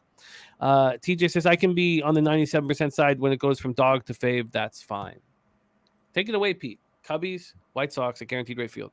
Yeah, TJ said this would have been a gift if he had 2 of them for today. And yeah, I'm willing to bet against Kopech here. So I'm liking the Cubs full game and first half and also the team total overs. I will make at least 2 of those official. If Kopech comes in and is lights out, then great. I mean, I'm sure he's trying to work on his control issues. Easier said than done. And, his velocity needs to be where it is in order to get away with it. And his velocity's been coming down a little bit recently. So in general, add it all up. I'm willing to fade Kopech here. Huh, interesting. And how would you prefer to do it, on the first 5 or the full game or both? Let's see. I should probably take like the full game just because, in case it goes into extra innings or whatever. And if it, I guess I'll take, let me see. Let me just think here for a second, Jimmy the Bag, while you read some comments. All right. Absolutely. Yeah. Absolutely. Chang Kim is really liking that Dodgers team total here. And Billy Friedrich says, my White Sox are absolutely done after getting swept over the weekend. They've given up. Time to start dealing. TJ says Cubs are very streaky. You want them when the bats are hot. Kopech last 5 has been bad with a 5 ERA, but more concerning is his 8 FIP. Getting lucky and still has a 5 ERA. Rocco Rogers on belly over 1.5 hits, runs, RBIs, minus 115, home run plus 475. That is a spot. Yeah, you know what? It's predicated on Kopech. We'll just take the first 5 team total over 2.5 plus 106. I'll make that official. Cubs, first 5 team total over 2.5 plus 106. And I do also like the Cubs first half team total as well. I'm sorry, money line as well. Maybe let me see. Yeah, we have a question from the chat. Our friend Piker has asked, "What is the Judge Me play of the day?" The Judge Me play of the day, has that been decided yet, or that's still in the works? I mean, I think it's got to be Cleveland minus 165 first 5, but yeah, well, that's still in the works. We'll figure it out. Well, there'll be something. You can judge me on all of them, but yeah, we'll figure it out. We'll fucking figure it out. First 5 team total over 2.5 at plus 106 for the Cubs. Is that the lone move at this point? And God, the thing is that Hendricks is a little bit questionable as well. I mean, he obviously outpitches his peripherals and his metrics, his advanced metrics, but there's advanced metrics that explain that. Still a bit questionable though. All right, I think I'm just going to take one because if that one doesn't win, I won't want to double up with the Cubs. So I'll just take that one. Piker says the juicy Judge Me play of the day is a thing. It is a thing. That's a lot of money on the Cubs. Joey Harb liking the Cubs team total over 4.5. Yeah, I mean, being bad. What if you had a free play on the total at a juiced 9 on the over? Oh, definitely over. So what's keeping you off of it? Well, because first of all, Hendricks is still overall effective, and Kopech, look what he's done with all those walks and still hasn't gotten crushed. Imagine if he's not walking anyone today. You could easily see 5 innings, 1 run. So it's very low confidence on that one. But free play, I have no question about what I would do. Okay, this is a tricky card. We move on to the Cincinnati Reds at Milwaukee Brewers. Our guy Justin McElvey, stacks play of the day is in Yelich over 1.5 bases at plus 114. There's our guy WT in the house as Pura Vida, JTB, and Loshak. All right, and BJ saying Hendricks is effective on the road. Cubs money line 2 units here. 2 units. All right, Reds Brewers here at American Family Field in Milwaukee, Wisconsin. Let's open with see if this roof will be up or lifted. I don't know if it will be. It's pretty 86 Fahrenheit at first pitch. Probably not. I bet you it's probably too sticky at first pitch for that roof to be open. Leonard Porsche, he's a little delayed here, but he's loving the inverted ass material, Pete, and the inverted cock, all the inversion. He's oh yeah, very, very high on. Andrew Abbott versus Corbin Burns. You know, this market threw me for a loop, and that's the reason why there's been no movement for me on it. TJ says, fun as always, Golden Labor after slaughter a hog. Like, Jimmy the Bag, I'm an inch away from just asking TJ if I can just go be a farmhand on his farm for the rest of my life. You know what I'm saying? Yeah. Shout out to TJ. Yeah, no, I get it. It sounds like a nice life. Nice. The hell out of all these sports on his fucking farm. Yeah, why wouldn't you? Be crazy not to. The under has moved 7 cents from minus 102 to minus 109 at that number of 8. Let's pull up the money line here on this one. The money line, there's Paco Healy as well in the house. Let's talk about the money line because there's been no pitcher in Major League Baseball better than Corbin Burns over his last 3 or 4 starts. But there's been a move towards Abbott. The Reds have gone from plus 139 down to plus 129. So 10 cents of movement there. Let's see if the cash all correlates with that. We have 43% of the tickets and 96% of the cash on the Milwaukee Brewers, and the market's moving towards the Cincinnati Reds. I mean, that's strange. You have 95% of the tickets on the under, but 79% of the cash. So there are some bigger bets on the over. This is all being very conflicting here for me.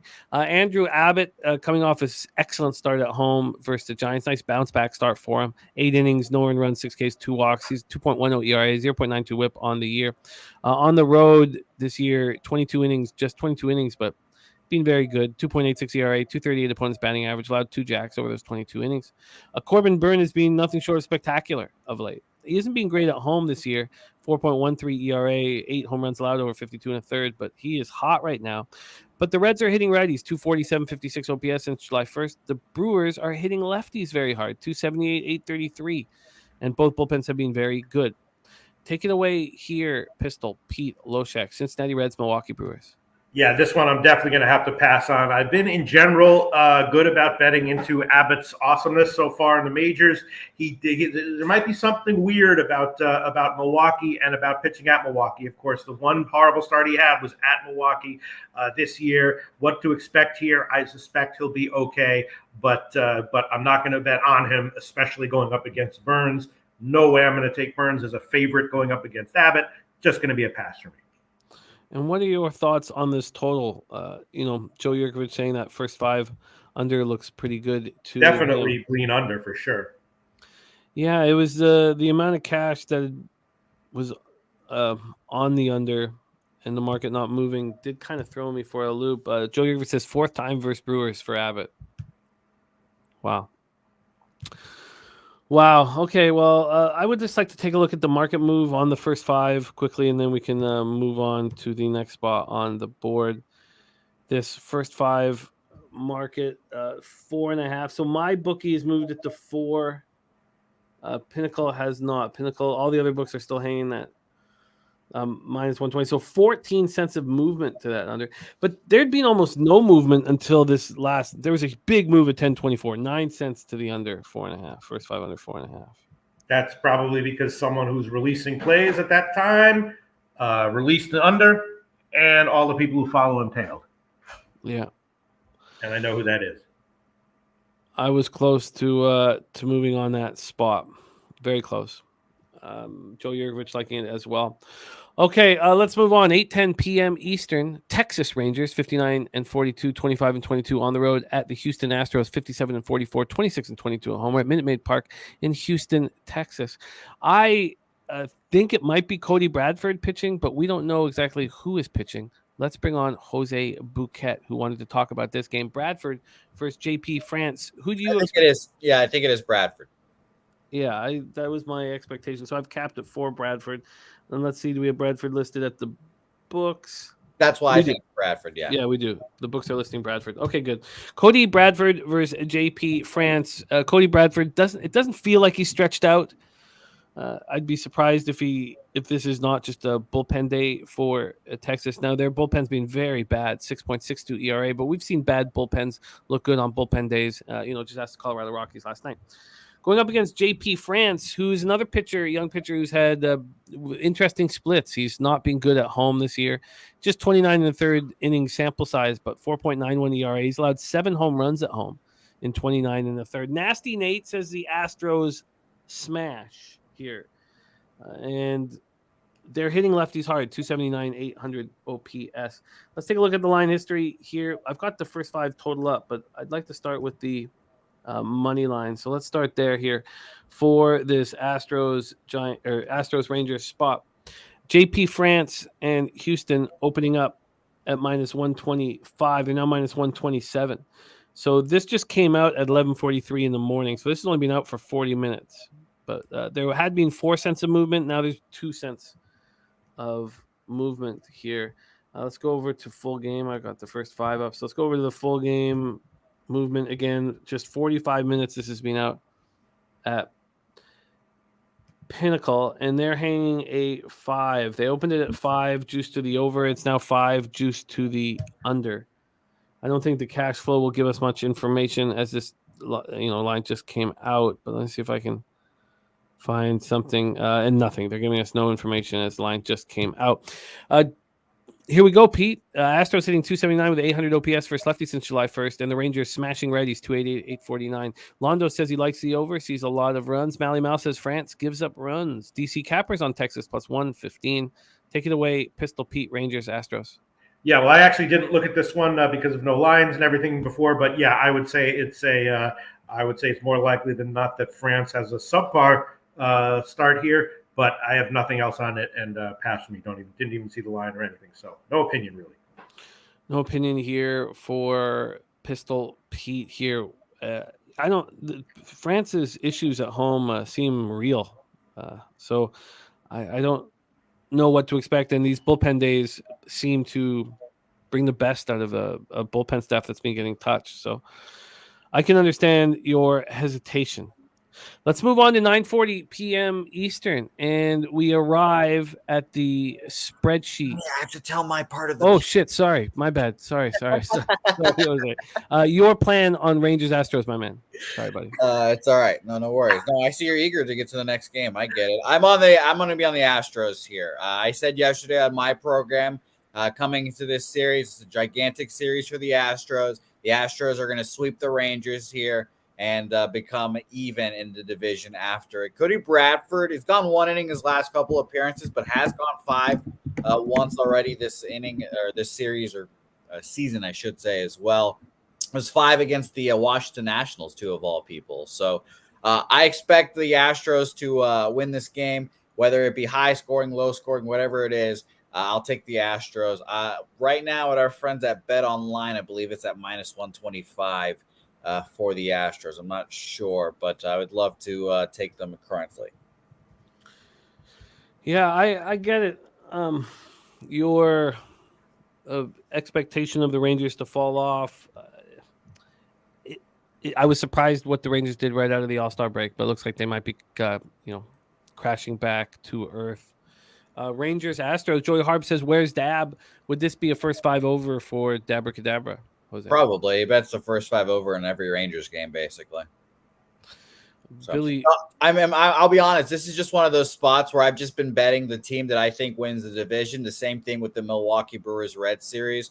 I'm going to bet the Brewers again there.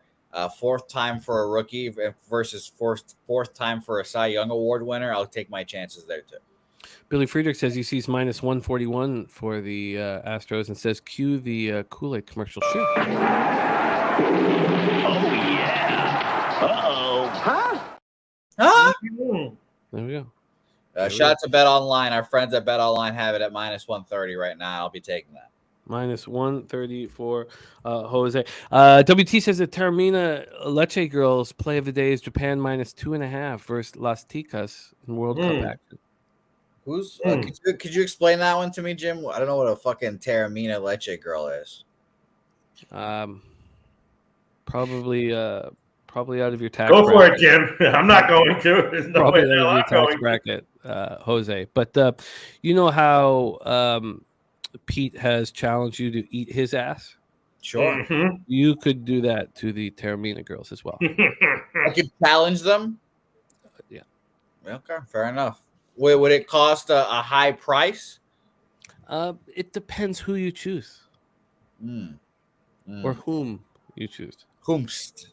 Okay. All right. Jose's on the Astros at minus 130. Let's move on to the next spot on the board. 9:40 p.m. Eastern, St. Louis Cardinals at the Arizona Diamondbacks. And we come to Ron Crawford's play of the day. Ron Crawford's play of the day sitting at 30 and 25 here on the show. 54.5% plus 4.49 units. ROI plus 8.16%. Average line minus 103. And shout out to quick thing. There's been a pitching change in this. And he bet the minus one at plus 107. I don't think that's the minus one price anymore. No, if there's been a pitching change, then his play is voided at this point. Because I'm assuming that was minus one with Zach Gallen. And now I have Merle Kelly.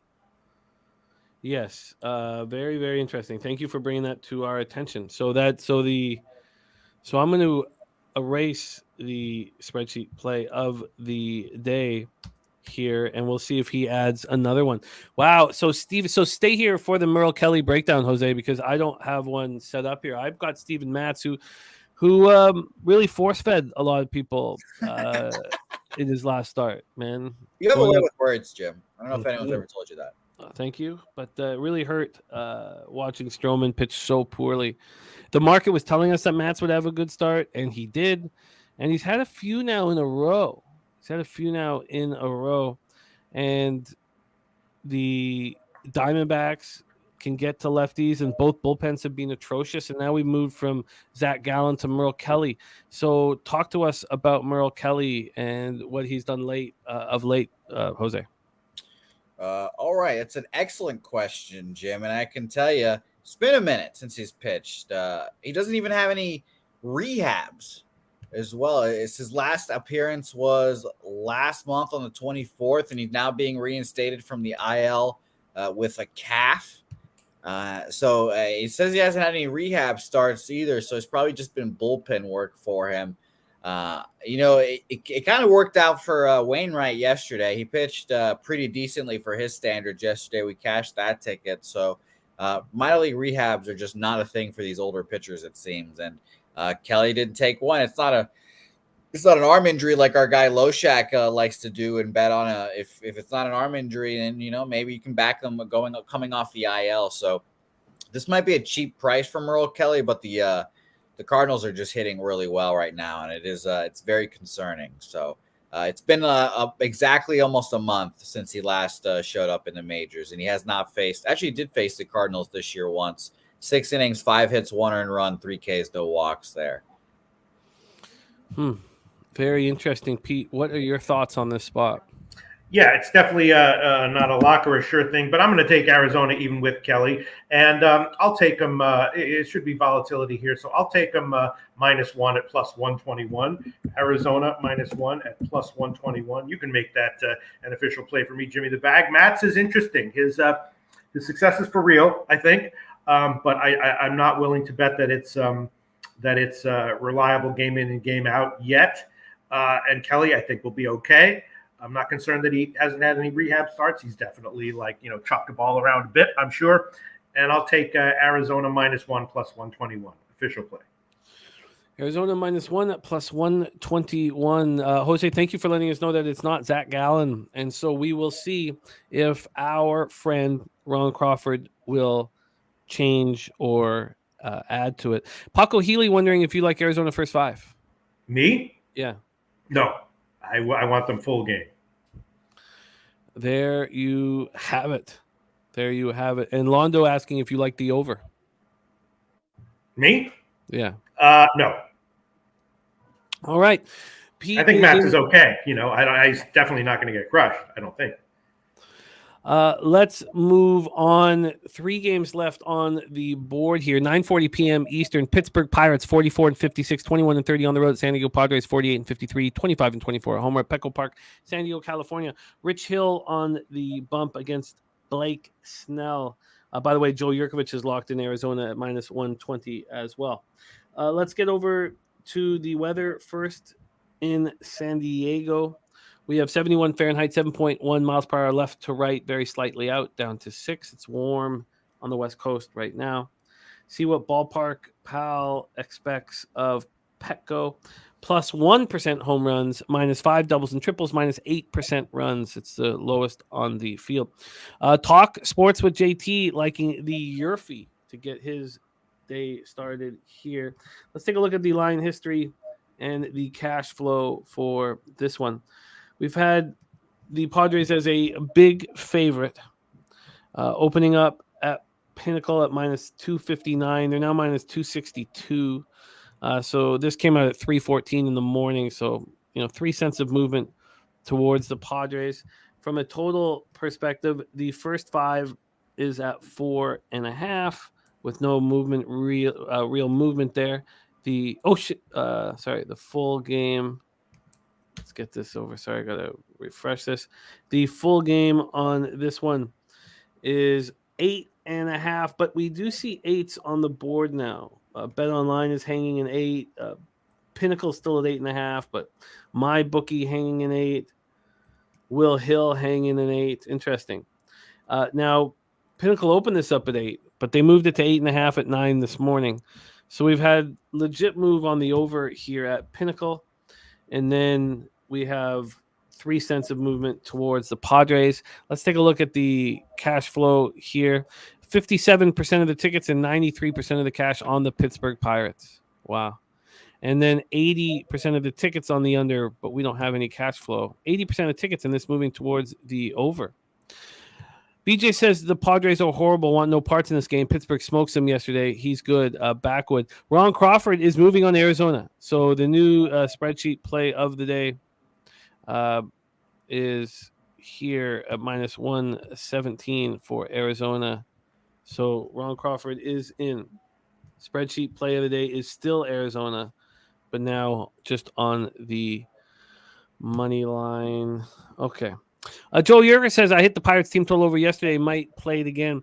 Well, let's talk about, and there's our guy BT in the house. What up, BT? Blake Snell, 2.67 ERA, 1.28 whip, coming off allowing 1 earned run over 5 innings in the 4-0 loss at the Jays. He did walk 7 batters in that game. At home, he's been very good this year. 2.98 ERA, 198 opponent's batting average. He's allowed just 5 home runs in over 48 in the third. He struck out 70 batters over 48 in the third. The Pirates are not hitting lefties. 243, 650 OPS. Rich Hill has a 4.84 ERA, 1.45 whip, and he's had, he's thrown 109 and 2/3. Only 38 have come on the road. He's been pretty good in those 38, but, bulk of his starts have all come at home. He's coming off a 7-5 win at home, but it wasn't him. He allowed 4 earned runs over 5 2/3. It's just that the Pirates got to the Guardians bullpen. So neither team is hitting lefties. The Pirates bullpen, 3.66 ERA since July 1st. Padres been bad at 5.21. Take it away, Pete. What do you think here? Pirates, Padres. Okay, let's start with a no-brainer Padres. First 5, team total over 2.5, -130. Current line at Heritage is actually -145 at Pinnacle, which is kind of interesting. Heritage may be a little bit slow there, but I'll take it. First 5, team total over 2.5, -130. I know the Padres disappoint left and right. I know Rich Hill is a little bit crafty. I know he could easily come in here and maybe escape trouble and go 5 innings and give up 2 runs, but I'm not going to take it. You know what I'm saying? You can make an argument for why it might lose, how it might lose, but I'm not going to take it. San Diego first 5 team total over 2.5 minus 130. And I'm an inch away from taking some. No, I can't take San Diego first 5 minus 300. Although I would, but I'm not going to. Huh. 81% of tickets on the under, and yet this is moving towards the over. What do you think of the total at 8? I expect my numbers indicate a great start from. If I was going to take the under, I would take just the Pittsburgh team total under full game, which is 2.5 at plus money. But with Snell, if Snell's on his game, I don't know if they're going to have a hard time scoring 3. I think that over 8 is appealing. I watch Rich Hill pretty close. Both 43 years of age. He looks vulnerable out there every start. Yeah. But it would be expensive to fade him first 5. I'd be curious just to see what the alternate lines would be. Even the first 5 minus 1.5 is minus 115 juiced here. So that's very, very difficult. I do think that the over 8 is in play here. And I expect to move on it. Seeing 81% of tickets on the under and moving towards the over, I think that will be on my card. Over 8. Loshak's on the Padres first 5 team total over 2.5 at minus 130. All right, let's move on, Pete. Oh, I should send Teece the signal. 10-minute warning for our friend Parlay Teece. Here he is. So 10-minute warning. We're going to have Teece joining us for WNBA action. All right, let's go. Oakland Athletics at San Francisco Giants is next up here. Oracle Park in San Francisco, California. These Giants, 7 games over 500, but just 26-22 at home here. Waldachuk versus Alex Cobb. Let's go. We're going to grab the weather first at Oracle. And our guy Teece ready to rock in the wings, ready to rock for us. All right, let's take a look at the weather. 64 Fahrenheit, 9.6 miles per hour to center. Stays between 9.6 and 7.6. Oracle Park minus 28% home runs, but plus 8% doubles and triples, minus 4% for overall runs. Waldachuk versus Cobb, and Cobb coming off a bad start. Cobb's numbers at home have been simply spectacular this year. Pinnacle has moved this to it opened up at 8 at 7:41 a.m. and they've kept it there. Almost all the other books have moved this full game to 8.5, but not Pinnacle. They're still hanging in 8, and it's not even that juiced. Minus 114 to the over. Let's take a look at the money line here for this spot. Waldachuk and Cobb. Cobb is a huge favorite. Cobb and the Giants. Should they be is the question. This opened up minus 248, now minus 256. So we have 8 cents of movement towards the Chicago Cubs. This line hasn't been out for very long, so I don't know what info we're going to get here looking at the cash, but we have some 2,649 tickets in, 90% of the tickets on the Giants and 83% of the cash, then 62% of tickets on the under. Interesting. Waldachuk coming off a 6-5 win at home versus the Red Sox. That was the Bayo meltdown start. And Waldachuk went 4 1/3, allowed 4 earned runs, 5 K3 walks in that 6-5 win. He has 6.75 ERA, 1.84 whip on the year. And he's been horrific on the road. 36 strikeouts and 30 walks in 41 innings. 10 home runs. Opponents are hitting 329 against him when he's on the road. And then Cobb has the best home numbers that we see, 4-1 with a 1.24 ERA. He's allowed 1 home run at Oracle this year over 43 and 2/3 innings, 251 opponents batting average, but he's coming off 5-1 loss at the Reds where he didn't look good. 5 earned runs over 4 1/3. The A's are hitting 232, 717 OPS versus righties, but here's the Giants versus lefties. Since July 1st, 189, 562 OPS. And in the beginning of the year, they were struggling a bit with lefties, and they're struggling again. Both bullpens have been bad. There's Wine Time Sports in the house. Abdi saying Giants players are still sick. There's Chase White in the house as well. Yes, I can, DC Capper. I'll do that here. But let's hear what Pistol Pete has to say about Oakland, San Francisco. Yeah, I think I'm going to have to pass on this one unless I hear something closer to first pitch. Obviously, horrible spot for the Giants, but hard to take Oakland with Waldachuk starting, going against Cobb. Cobb is probably going to be good here. I would take the Oakland team total first 5 under if it was if it's 2.5, but it's 1.5. So just going to pass, Jim. Yeah, I can't trust Waldcock at all. Wine Time is on the Mets money line and -1. It looks like but just retracted it. Do you think that these issues the Giants have had versus lefties since July 1st make that under somewhat appealing? And, Pinnacle, the only book not, moving it to 8.5 at this point. Ask Nut Flush Allen. Okay. I have some interest in the under in this one, but I would have to make it first 5. But I just getting this deja vu of Waldcock and the Red Sox screwing that under immediately. But that sitting at 4.5 -120, I'm interested in it. I'm going to take some more look at it, but the first 5 under in Oakland, San Francisco. Let's talk about the final spot on the board. And Wine Time, Mets money line in the over 8.5 in Angels Tigers.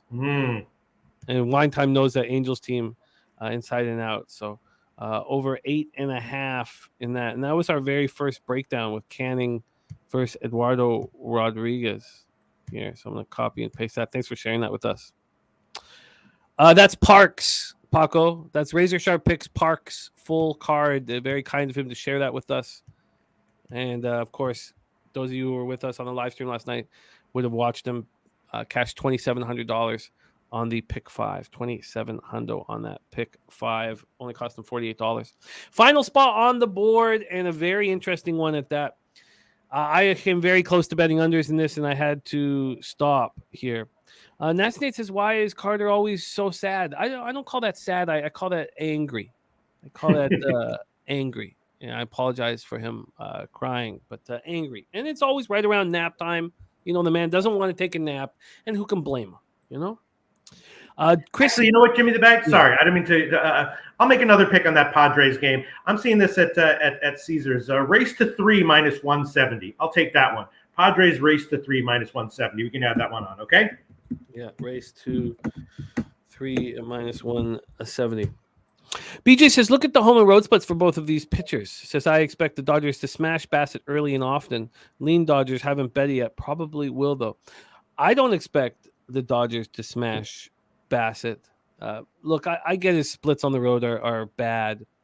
57 and a third, 5.81 ERA, 304 opponent's batting average. But he's a different pitcher right now than he's been this year with his battery back. So you got Alejandro Kirk back, and he's not calling his pitches.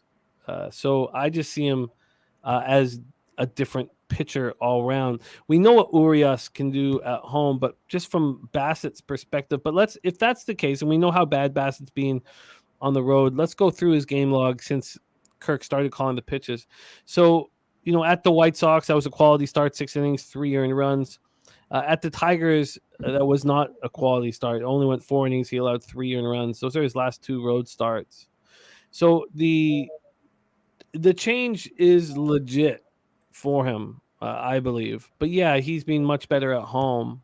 I get it. He's been much better at home. But I don't put too much faith into the road starts because, as I said, he's only had 2 really in the last month and a half since Kirk's come back, and he's also not calling his own pitches. So that's my first thought.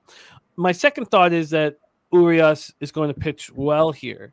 He's been excellent at home all year, and he's coming off getting lit up at the Orioles, 8 earned runs over 5 innings. But he's got a 2.15 ERA at home, 5-1. He's 40 strikeouts and 3 walks at home. Only allowed 5 jacks, a 179 opponent's batting average. The Jays are hitting lefties though right now, and that's what slowed me down betting it. And we cashed the under 9.5 last night, even though I was very nervous going into extra innings. So we cashed the under 9.5 last night. But the Jays are hitting 320 with a 799 OPS versus lefties, and since July 1st, and Dodgers are hitting 277, 881 versus righties. So I'm very interested in this game. I would like to have action on it, but again, I let go of the first 3 and first 5 unders, but I can come back to it. 75 Fahrenheit, excuse me, 8.5 miles per hour out to right field, between 8.5 and 6.7 miles per hour. Let's see what Ballpark Pal expects of Chavez Ravine here. Dodger Stadium plus 12% home runs and plus 3% runs.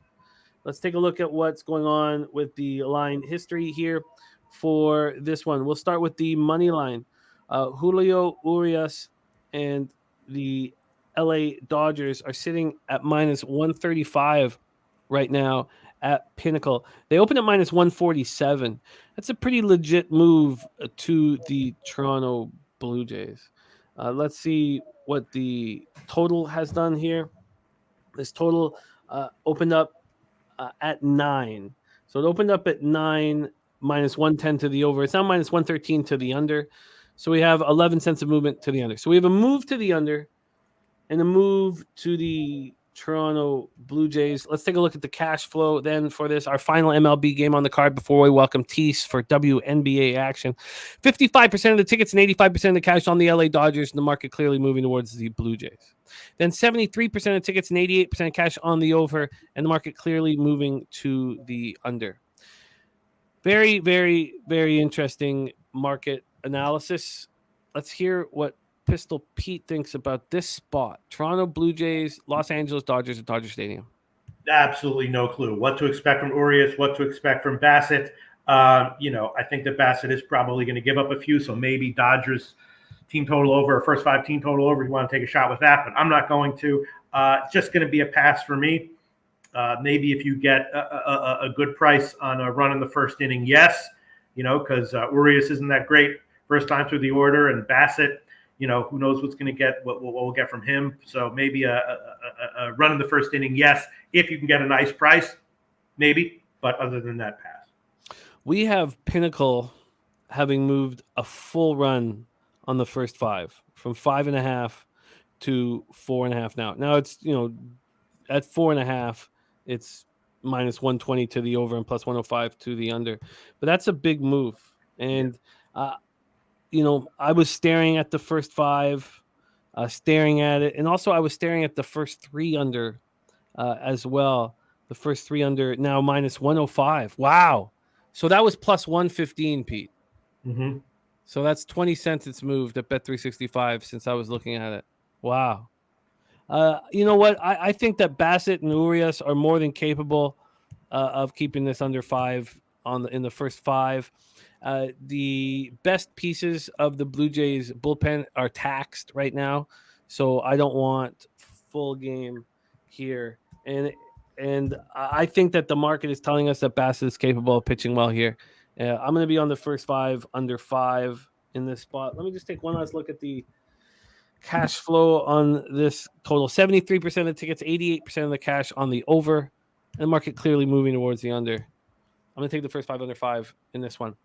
That concludes our MLB breakdown. We have Teece ready to rock in the wings. So let's review all action. Wine Time Sports on the Mets money line in the over 8.5 and Angels Tigers. We stayed off of Angels Tigers. TJ came on alive, made his Loshak in the bag debut, and gave us the Orioles as the gift. Loshak is tailing, and I also want to be involved with the Orioles. Loshak is on the Nerfy in Marlins Tampa. Vipers on Tampa first 3, and he's also on the first 5 under in that game. Loshak is on the Washington Nationals at minus 128. Lucky Lefty gave us a money line parlay on the Cardinals, the Angels, and the Orioles. Loshak is on the Yankees first 5 at plus 115. And I have some interest in the first 5 under in Verlander, Herman. I have a lot of question marks beside it, so I'm going to take another look, but I'm just going to leave it at some interest. Braves, Red Sox, no movement. And Loshak's on the Guardians first half, team total over 2.5, and the first 5 money line minus 165. I'm interested in that as well. I think I'll just end up on the full game over, but I am interested on the Guardians first 5, but I would have to take them, at a minus 1 line at a minimum, and I'm not sure if I'm willing to pay that cost.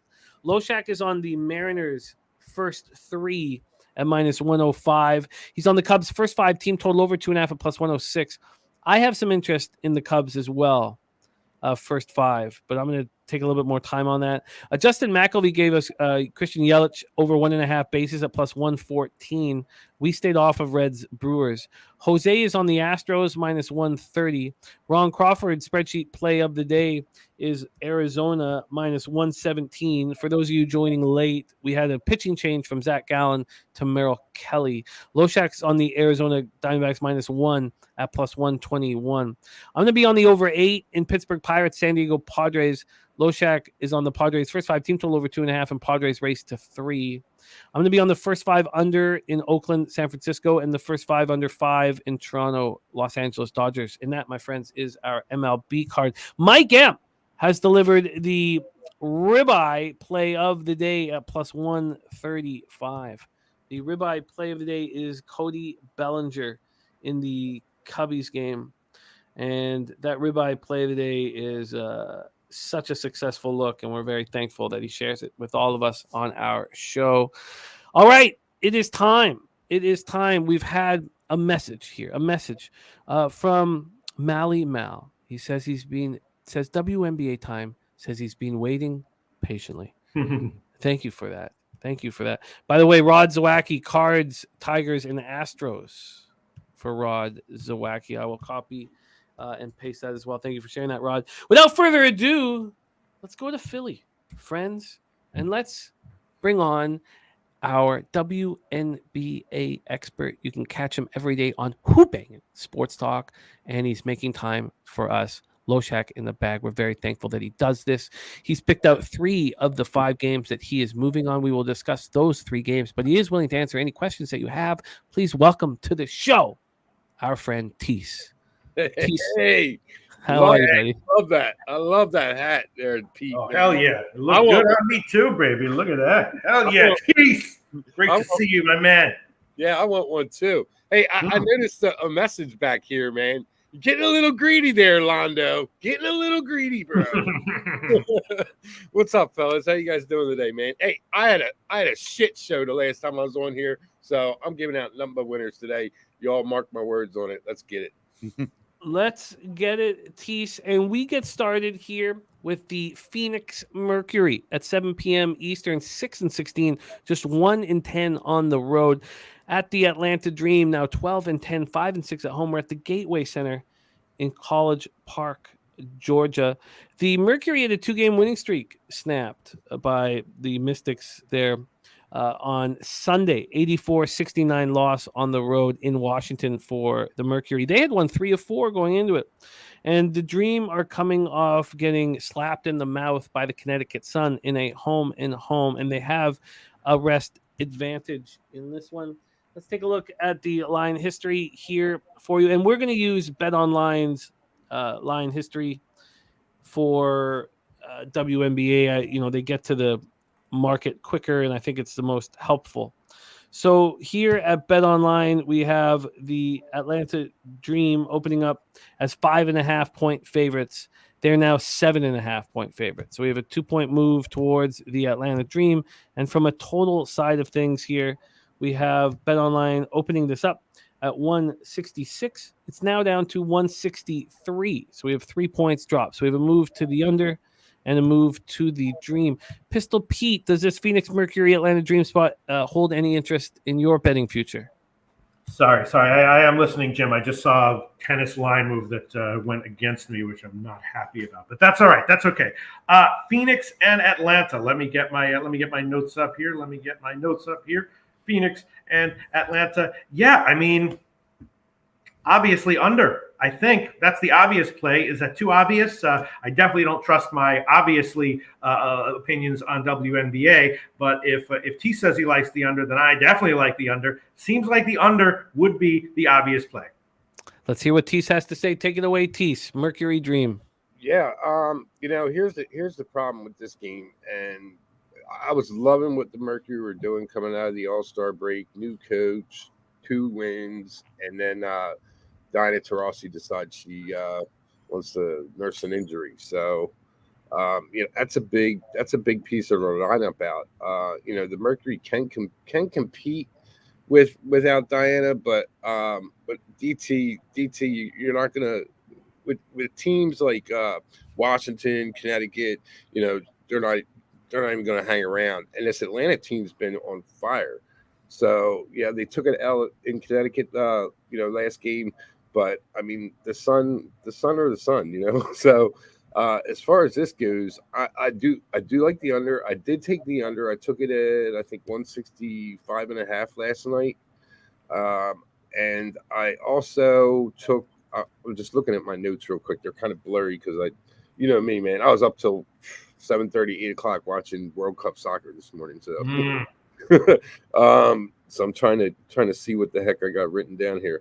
The Dream. Coming off of a loss, they are they're 8-3-1. Oh, I mean, sorry, 4-4, 8-3-1 off a win.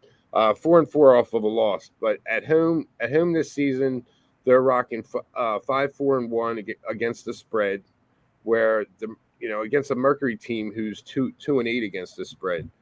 I'm not really. I did take because DT's out. I did take the Dream minus 5.5, but I got that line when it first came out. I'd be more interested in the under. So the under will be my play in this game. Where's that at now, Jim? 163.5, but and I just bet it. I saw it at 164.5, and it was probably a bad idea to get that point, but much more valuable to get your opinion, Teece. I'm on it. 163.5. Yeah, I like it. Even with the line movement, I like it. Both these teams, the Dream coming off of a loss, they're let me see. Pull that note up. The Dream coming off of a loss are 2-6 first half to the under. That was the other play that I was going to give out was the under.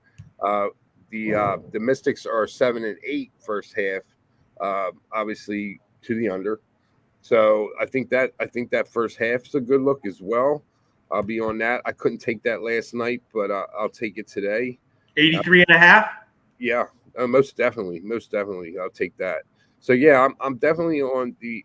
I already have in my pocket the 166.5 and the 5.5 on the Dream. So I'm gonna take the under in the first half as well. So I got 3 plays in this game.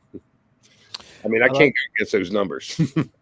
So we have the Dream minus 5.5. He's already bet as well the under 165.5, but he is now going to be moving on the first half under 83.5. I love it, and that has given confidence to Peter Loshak to also move on it. Arnillo is looking at the Dream team total over in the first half, and for S says this is Atlanta Dream get right game after those 2 consecutive L's versus the Suns. So there you go.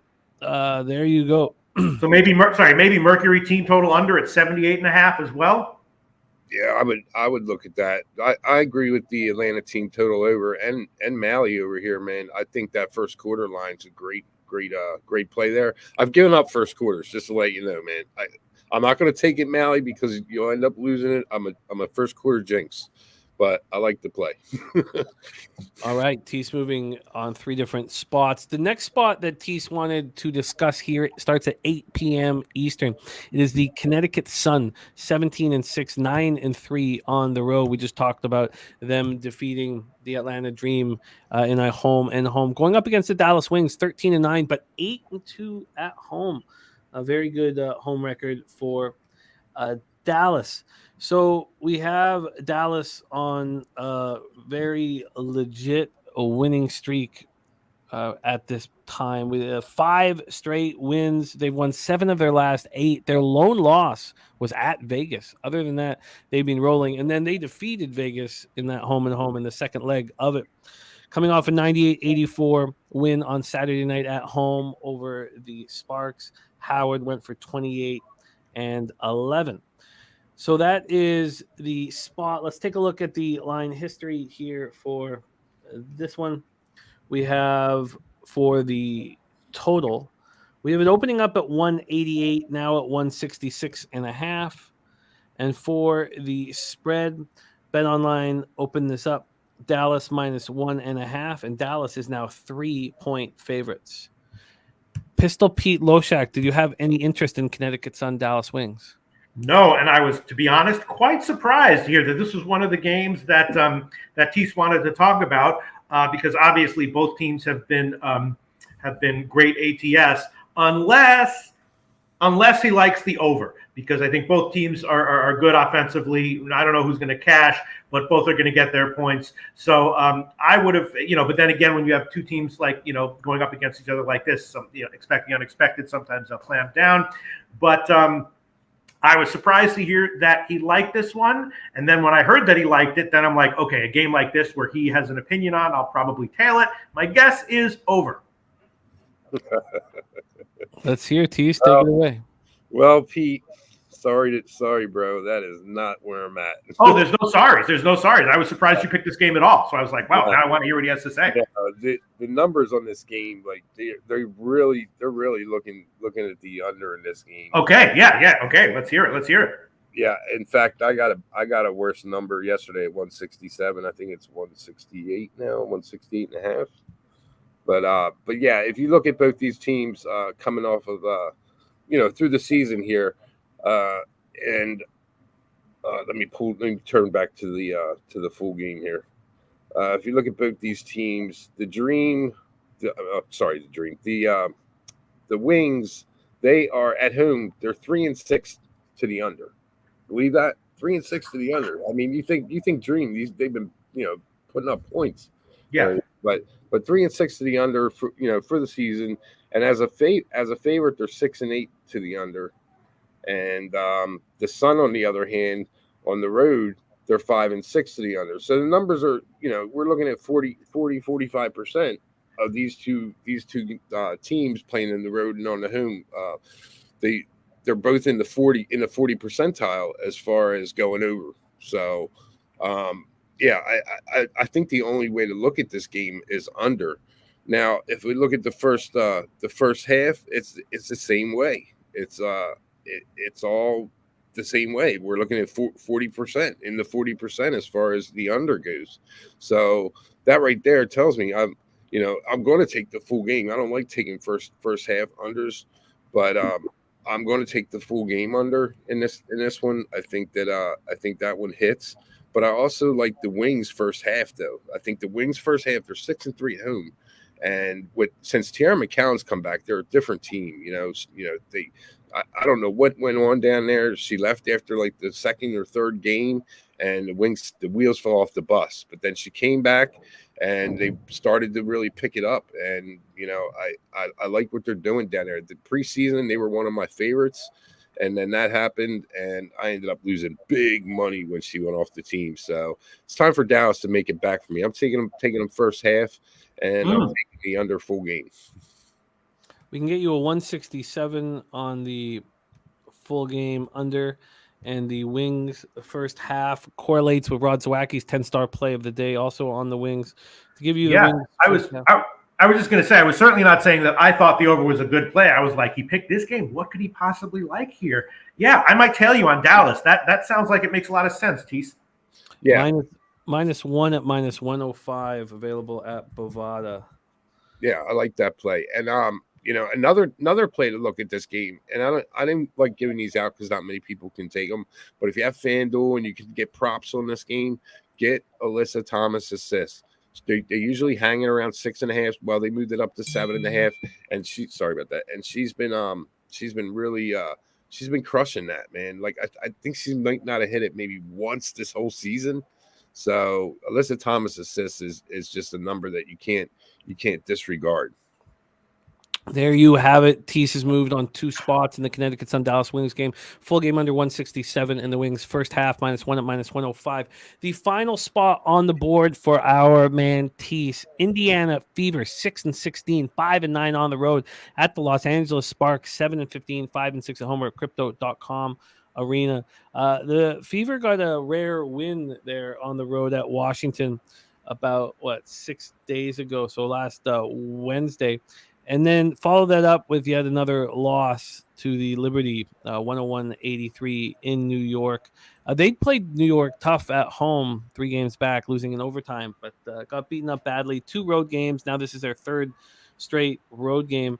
Going up against the Sparks team that also has been losing 8 straight losses for the Sparks. They're coming off a 98-84 loss at Dallas, 2 straight road games, and they're back home here.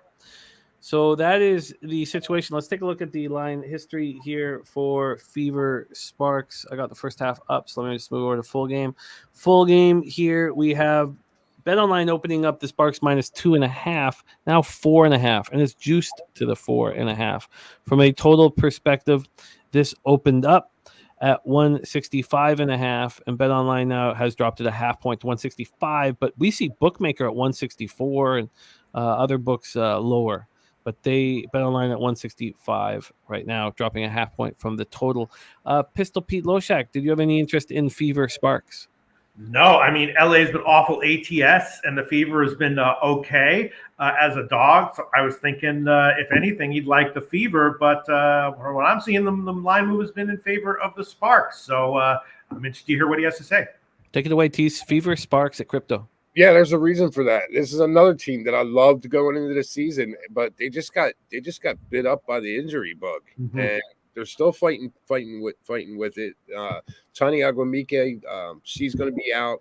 Nia Cloudon's out, and Carly Samuelson is a game time decision. So Carly Samuelson's some points there, but they got Lexi Brown back, and I think we're going to see a different type of LA Sparks team offensively, at least with Lexi Brown coming back. So, and if anybody doesn't know, that's D Brown from Boston Celtics, little girl. So, she's a shooter. Now with this game right here, all my numbers are just saying over. First half over. And you look at these Sparks games, and they've been really trending under. But with Lexi Brown back and the Fever have a ridiculous first half over record on the road, they're let me pull that back up. Sorry, they're 9-4 to the over on the road, and as a dog, they're 9-7, and off of a loss, they're 10-5 to the over first half. So that right there is my pick. I'm taking the first half over. I jumped on the Sparks yesterday, full game, but I just don't know at 2.5, man. I don't like line movements. I hate doing these shows the next day. I wish I could do them right when I see the lines come out. That would be the best. But my best play in this game would be the first half over. That makes a lot of sense to me as well. Teece, let's line shop for the first half over for our guy. What did you get, Teece? What was the line you got? Let me pull that up. Sorry about that. I got it first thing before I went to bed today. I didn't get to bed till everybody else was waking up. What'd you get? You're going to say I got 81.5. What'd you get? I got 82. So 83.5 juiced. Yeah, I'm seeing it 84 at Caesars, and I'd still jump on it, man. I really would. I think these two teams can combine for close to in the high 80s. So Teece got the 82, but there are 83.5, so -115 here. And shout out to Mally Mal's sister's birthday today. Londo says he's got 3 friends with a birthday today, but he's also been asking for a parlay very badly. So I'm not entirely sure. I'm not the sharpest knife in the tool. Not the sharpest knife in the drawer, but I'm not sure I'm 100% buying it. Let me ask you a question, Pete. I kind of misheard you. You said did you take the over 81.5? No, that was my guess as to what awesome line you got. And then I was going to think, all right, do I want to get an ass end of the line by 2 points? Only 1.5. All right, I'll take it. Rod Zawacki also looking at Asia Wilson over rebounds. Parlay Teece joining us here on Loshak in the Bag. He's on a first half under 83.5 in Phoenix, Atlanta. That's one he's going to be adding. He's already on the under 165.5 in the Dream full game -5.5. That's moved to 7 subsequently. Teece is also on the full game under 167 in Connecticut's on Dallas Wings, and the Wings first half -1 at -105, and he has the first half over 82 in Indiana LA Sparks. That can be bet right now 83.5 juiced or 84. Please support our friend Teece. I'm going to pop his Twitter handle here into the chat at Parlay Teece. Please follow him and support our friends at Who Bangin' Sports Talk. Teece, it is a pleasure to watch you work in WNBA. Always exciting to work with a professional gambler. It's something that a lot of us want to be, and you are that. That's why I love always having you on these shows. Teece, any final words for the chat here, my friend? Yeah, I love your chat, Jimmy. You know, I don't get to be a part of it because I'm just such a vampire that I get to watch the replay.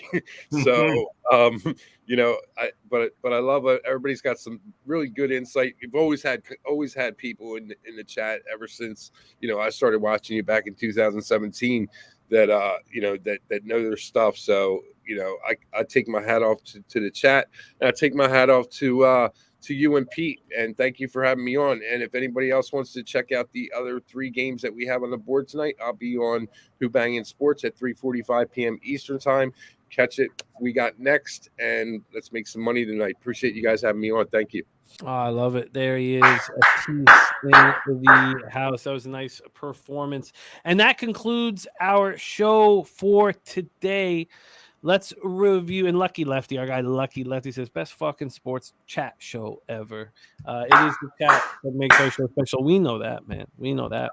Let's review all MLB action and then put a bow on this. Morgan Spooner, Miami first 5 plus a half at plus 105. We heard that TJ was also going to be making that move. He's on Rangers team total over 4.5 at plus 105, and Mariners first 5 money line at plus 105. So 3 plus 105 spots. There's our guy Ty Clinton in the house. What up, Ty? So we're going to go backwards to forwards here. We probably shouldn't. You know, why am I doing that? Let's just go from the 7 p.m. 6:40 games. Wine Time Sports is on that over 8.5 in the Angels-Tigers game. But Pete and I stayed off of it. The gift from TJ is the Orioles at plus 109. He got that at a better number, but that's what was available here at Showtime. Pete also made it official, and I'm going to be joining them. Loshak's on the Nerfy in Marlins Rays. Viper MB's on the Rays first 3, but he's also on the first 5 under. I came very close to that first 5 under. Very, very close, but not going to move on it. Loshak's on the Washington Nationals at minus 128, which kept me off the Rockies. Lucky Lefty dropped a parlay for us. Cards, Angels, Orioles. Loshak's on the Yankees first 5 plus 115. I don't know if I get there, and it seems like the weakest of what I'm going to be adding. And I didn't make bets before the show started, but I have some interest in that first 5 under 4.5 in Verlander Herman. Braves Red Sox, no movement. Loshak's on the Guardians first half team total over 2.5 in the first 5 money line. I'm going to want the full game over, but I've heard that it's moved to 8.5 from the 8 that was available. I probably should have just bet it when we talked about it, but so I'm going to take some more time with that. Loshak's on the Mariners first 3 at minus 105. Rod Zawacki joined, and he gave us the Cards, the Tigers, and the Astros. He gave us those 3 spots. Mike M gave us the ribeye play of the day. It is Cody Bellinger at plus 135. Loshak's on the Cubs first 5 team total over 2.5 plus 106. And I do have interest in the Cubs first 5. By the way, can I just say one thing, Jimmy the Bag? Of course. If this guy Rondo really wants 3 teams recommended for a parlay, I'll hook him up. You know, you need a birthday. You don't need fake birthdays. I'll hook you up, Rondo, after Jim's done reviewing all the shit. I love it. I love it. Justin McElvey, Stacks play today is Christian Yelich over 1.5 bases. And Jose's on the Astros at minus 130. Ron Crawford's play of the day is Arizona Diamondbacks. It is a legit play of the day. So he was on the -1 with Zach Gallen. Now that it's Merrill Kelly, the line's minus 117. It is the play of the day for Ron Crawford. Money line minus 117. Loshak loves the volatility in this one. Also likes Arizona. He's on -1 at plus 121. I'm going to be on the over 8 in Pittsburgh Padres. Loshak's on the Padres first 5 team total over 2.5, and Padres race to 3. I'm going to be on the first 5 under in both the A's Giants game and the Blue Jays Dodgers game. And that is our show for today. So, Pistol Pete, you have a parlay for Londo, and we are all ears. All right, so what, they all have to be today, or can they be tomorrow? What does he need? That's interesting. Yeah, I think it should be today. Only for today's games, huh? Yeah. Londo? Because I got some soccer stuff that I'm on that I would be happy to throw in. Did he respond, Jim? Today. He has responded. He would prefer today. Okay. What the fuck is today? All right. Today is a Tuesday. 25th. All right. So let's see. What do we got? All right. Okay. I would love to give some of these leagues cups overs in soccer, but they've moved. They're up to they're up to 2.5 minus 180 or like 3.5 at plus money. But all right. One of them, I'm sure he's got the league's cup. All right. Let's say LA Galaxy against Leon. Over, if you want to take 3.5 at plus 130 or 2.5 at minus 180, take that. That's one. So there you go. There's one. Let's see. What else do we have here? Let me see. I won't add an WNBA team total though, but let me see. All right. So there's one. Let's see. What else do we have here? Did that Yibing Wu start? Yeah, no, I guess that's coming a little bit close. All right. Okay. We'll add on Cleveland Guardians, first 5 innings money line. Cleveland Guardians, first 5 innings money line. There's two. And then let's give them for a fucking third one. I don't know what the fuck. I could give the other League's Cup total as well. But again, it's like it. And then for the third one, man, I don't fucking know. I could punk out here and just give them like Padres first 5 against Rich Hill, but. Let me see what the hell else is going on here. I'm just looking at what's going on. Oh, yeah, there's something. Hold on. I know I'm taking a little bit of time here, Jimmy the Bag. I'm just trying to give this guy a winner. You know what I'm saying? Oh, I do. Three-game parlay winner. All right, let's give him something that Teece just hooked us up with. Yeah, Indiana and Sparks. Yeah, but the problem is that's fucking moved, man. All right, let's just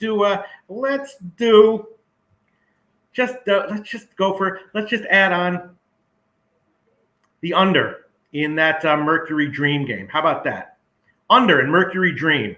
Should we give him first half or full game, Jim? I would like you to maintain control here. I don't want to get. All right, just take the full game under 163.5. Mercury Dream. There's your third pick. There you go. Under 163.5. So the parlay is LA Galaxy Leon over 2.5 or 3.5. Depending on how you want to bet it. Guardians first 5 money line and Phoenix Atlanta under 163.5. And Londo says, thanks, Pete. You are the best. Sterling Gentry, Cubs first 5, Mets first 5, Phillies first 5, Braves money line. Sterling Gentry also FC Dallas money line, Houston Dynamo money line, and FC Dynamo Tbilisi money line. And Sky Dragon has a question, Pete. Mm-hmm. Did Sky Dragon miss the women's soccer talk? We didn't really do it. I mean, I'm looking at, I was going to take the Costa Rica game under, but then someone else said they liked Japan -2. I'll tell you what, Jimmy the Bag, if I had to do an all-in play with your entire net worth, Costa Rica team total under, a half. Basically, Costa Rica not to score at like -375 is a play that I would be okay doing that with. Let me see. Let me just see where the hell are we? Let me just pull up those games. Yeah, I mean, Costa Rica, Japan, I was going to take that under. Nigeria, Australia, under 2.5. I'm going to be on that one. And I'll probably be on Vietnam, Portugal under. I don't know. Definitely I'll be on Nigeria, Australia under 2.5, though. That's for sure. I love it. I cashed out beautifully on Haiti. So, but I did make the future bets that Flash pushed in our direction. So I have Germany and Spain to reach the final and to win it all, and they both look very good thus far. And that is our show for today. Flywide Mike hit the Philippines at plus 1,000 in the middle of the night. What a great start thing to wake up to. I love that. Rant saying that the Fenway game will go over. Andrew G wondering, are you excited for women's curling? Definitely. When's that start? I know you are. Hopefully very soon. Hopefully. Another great curling capper, as we know, is Dennis Garcia. So thank you guys all for supporting the show. We have nothing without you guys. Fly White, Mike, Rant, Andrew G, Danny Lopez, Londo, Mally Mal. Happy birthday to your sister, my guy. Justin McElvey, Sterling Gentry. What a great group. King Al says, any low-hanging fruit today? I don't see low-hanging fruit, but I think that the parlay that Pete put together would be the closest that we could find to those spots. AOD, Mark Schillingberg, Teece, Ty Clinton, Ferres, Talk Sports with JT, Rod Zawacki, Mike M. What a great group. Corey Allen, BT, Billy Friedrich. Thank you guys so much. Truly, we have nothing without you. Pete, my friend, Any last words before we put a bow on this show? Yeah, don't fucking bet parlays except for fun or with free plays.